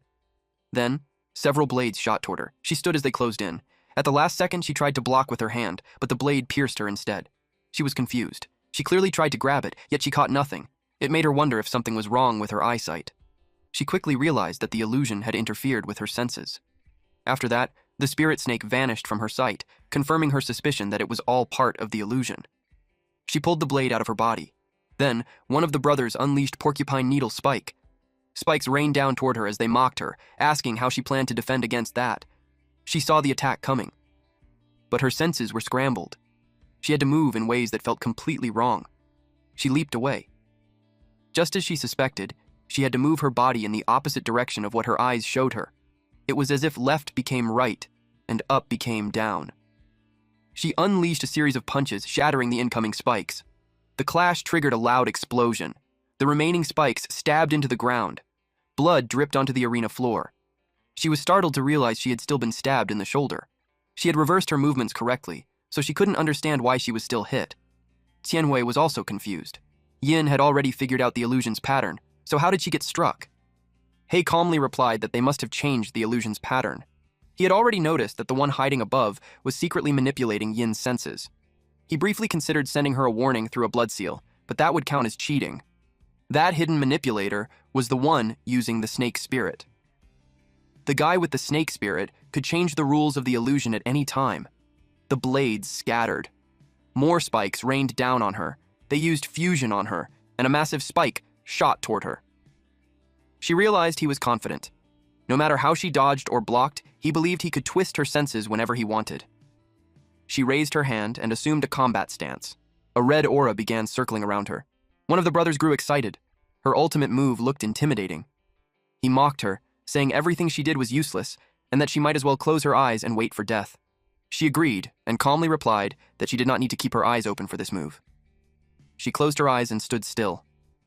One of the brothers laughed in delight. He said she was wise to accept her fate. At the final moment, she moved. Yin used the skill Momentary Fire Palm and caught the massive spike with her bare hand. Then she opened her eyes. The enemy was stunned. She had grabbed the one real giant spike among all the illusions. He angrily wondered what his second brother was doing for the illusion to fail like that. Qianhui understood that the illusion had not failed. Yin had used an advanced payment technique. She directly prepaid the result of grabbing the real spike. Yin gathered power into her palm. She clenched her fist tightly. She unleashed another momentary fire palm. Jia saw her punching into empty air and felt relieved, since he believed he had kept a safe distance. Then a violent explosion erupted. A massive spirit arm just hit him out of nowhere. The proctor was stunned. Even Zhang Ye could not believe what he had seen. He asked what kind of technique that was. It was not a long-range spell, yet she hit a distant opponent while standing in place. Mo Wen mocked Zhang Ye, saying this was the result of focusing only on body cultivation and ignoring spell research. Now he looked ignorant. He advised him to learn more from their sect. Whether orthodox or unorthodox paths, they studied all spells thoroughly. That only made Zhang Ye ask again what spell it was. But Mo Wen simply coughed and said nothing. The Grandmaster understood why the two major sect leaders reacted that way. The spell had been lost for a very long time. Even he had only heard rumors about it. Advance paying the result of an attack first, then completing the motion or movement afterward, was said to be a celestial art created by an ancient mortal. But that immortal had supposedly vanished hundreds of years ago. The girl in front of him looked under 20. He became curious about where she learned such a move. Yin landed beside the unconscious opponent. She received a notification that the attack path for the advance-paid strike had been completed. The remaining brother on the cliff finally revealed himself. He trembled in fear. He claimed her spell was basically cheating. He had no idea how to counter her anymore. So he told the chief examiner that he surrendered. Some in the crowd were disappointed that he gave up so easily. Others said they would have surrendered too. They understood why he chickened out. Most agreed that Yin was clearly the strongest in that group. The next group was called. Yin returned to the stands. She told Hei that she had already set an example for him. The rest was up to him. Group C, numbers 3 and 4 were called. Mo Wen commented that this would be the most interesting match of the group stage. Hei ranked first in the last mock exam. Although Lai Junhao had a poor start in the last two exams, he was still considered one of the most talented geniuses of his generation. He asked Zhang Ye what he thought. Zhang Ye wore a sour expression. A few months ago, he had asked his men if they had found him. One subordinate reported that they had searched the mountain thoroughly, but there was no sign of the third young master. The surveillance cameras inside and outside the villa had also been destroyed beforehand. He asked if there was truly no clue at all. The subordinate replied that both the third young master and the second young master were linked to the same person. Before the second young master, Jiqian, disappeared, he had been that person's superior. And before the third young master, Zhibai, went missing, he had been that same person's classmate, and they had conflicts. He demanded that person's name. It was Hei Xin. His expression instantly darkened. He was certain the brat had something to do with the disappearance of his two sons. The boy had rejected his goodwill before, and now he even dared to stand in the way of his eldest son. He swore that Hei would die during the spring recruitment. Hei calmly asked Junhao if he was sure he wanted to fight him. A woman at the top of the cliff cheered loudly for Junhao. She screamed for him to beat that guy to death, right? Junhao confidently gave her a thumbs up. This guy admitted that Hei was strong, but he refused to believe he was hopeless, especially after he had trained like crazy during this period. He unleashed Blood Rage Charge. His powerful aura shattered the ground beneath his feet. Qianhui could tell he had improved a lot compared to the last mock exam. Yin, however, said she could not really tell. Qianhui replied that, of course she couldn't tell. She had not even attended the last mock exam. The proctor commented that the young master of the Lai family was truly a monstrous talent of his generation. Hei quietly adjusted his power level to match Junhao's. Junhao charged forward, cracking the ground along his path. He moved so fast that only a streak of light remained. He threw a punch straight at Hei. Hei simply extended one arm. A violent explosion followed, obscuring everything from view. The crowd held their breath in anticipation. The woman at the cliff was certain Hei could not survive such a terrifying attack. She already believed Junhao had won. When the dust settled, it revealed the two contestants still standing. None of them took lethal damage. This bitch couldn't believe that both the guys were evenly matched. But then, Qianhui calmly stated that they were not evenly matched at all. At the same time, Junhao's eyes widened in shock. Hei had caught his full power punch with one hand. Even though he had mentally prepared himself, the gap still felt unreasonable. Then he remembered, just before Hei countered, he had condensed a lightning ball. And Hei was now holding that lightning ball in his other hand. As Junhao's fist neared Hei's face, he realized he was already dead meat. Bro was about to get dusted. Thanks for watching, bros. If you enjoyed this update, make sure to drop a like and hit subscribe so you never miss the next chapter we upload here on Manhwa Updater. New episodes from the main Manhwa dealer channel will always land here every week, so stick around and stay updated. And hey, if you want more fire stories, check out the latest upload on the main channel right after this. As always, stay cool, stay awesome, and I'll see you in the next one.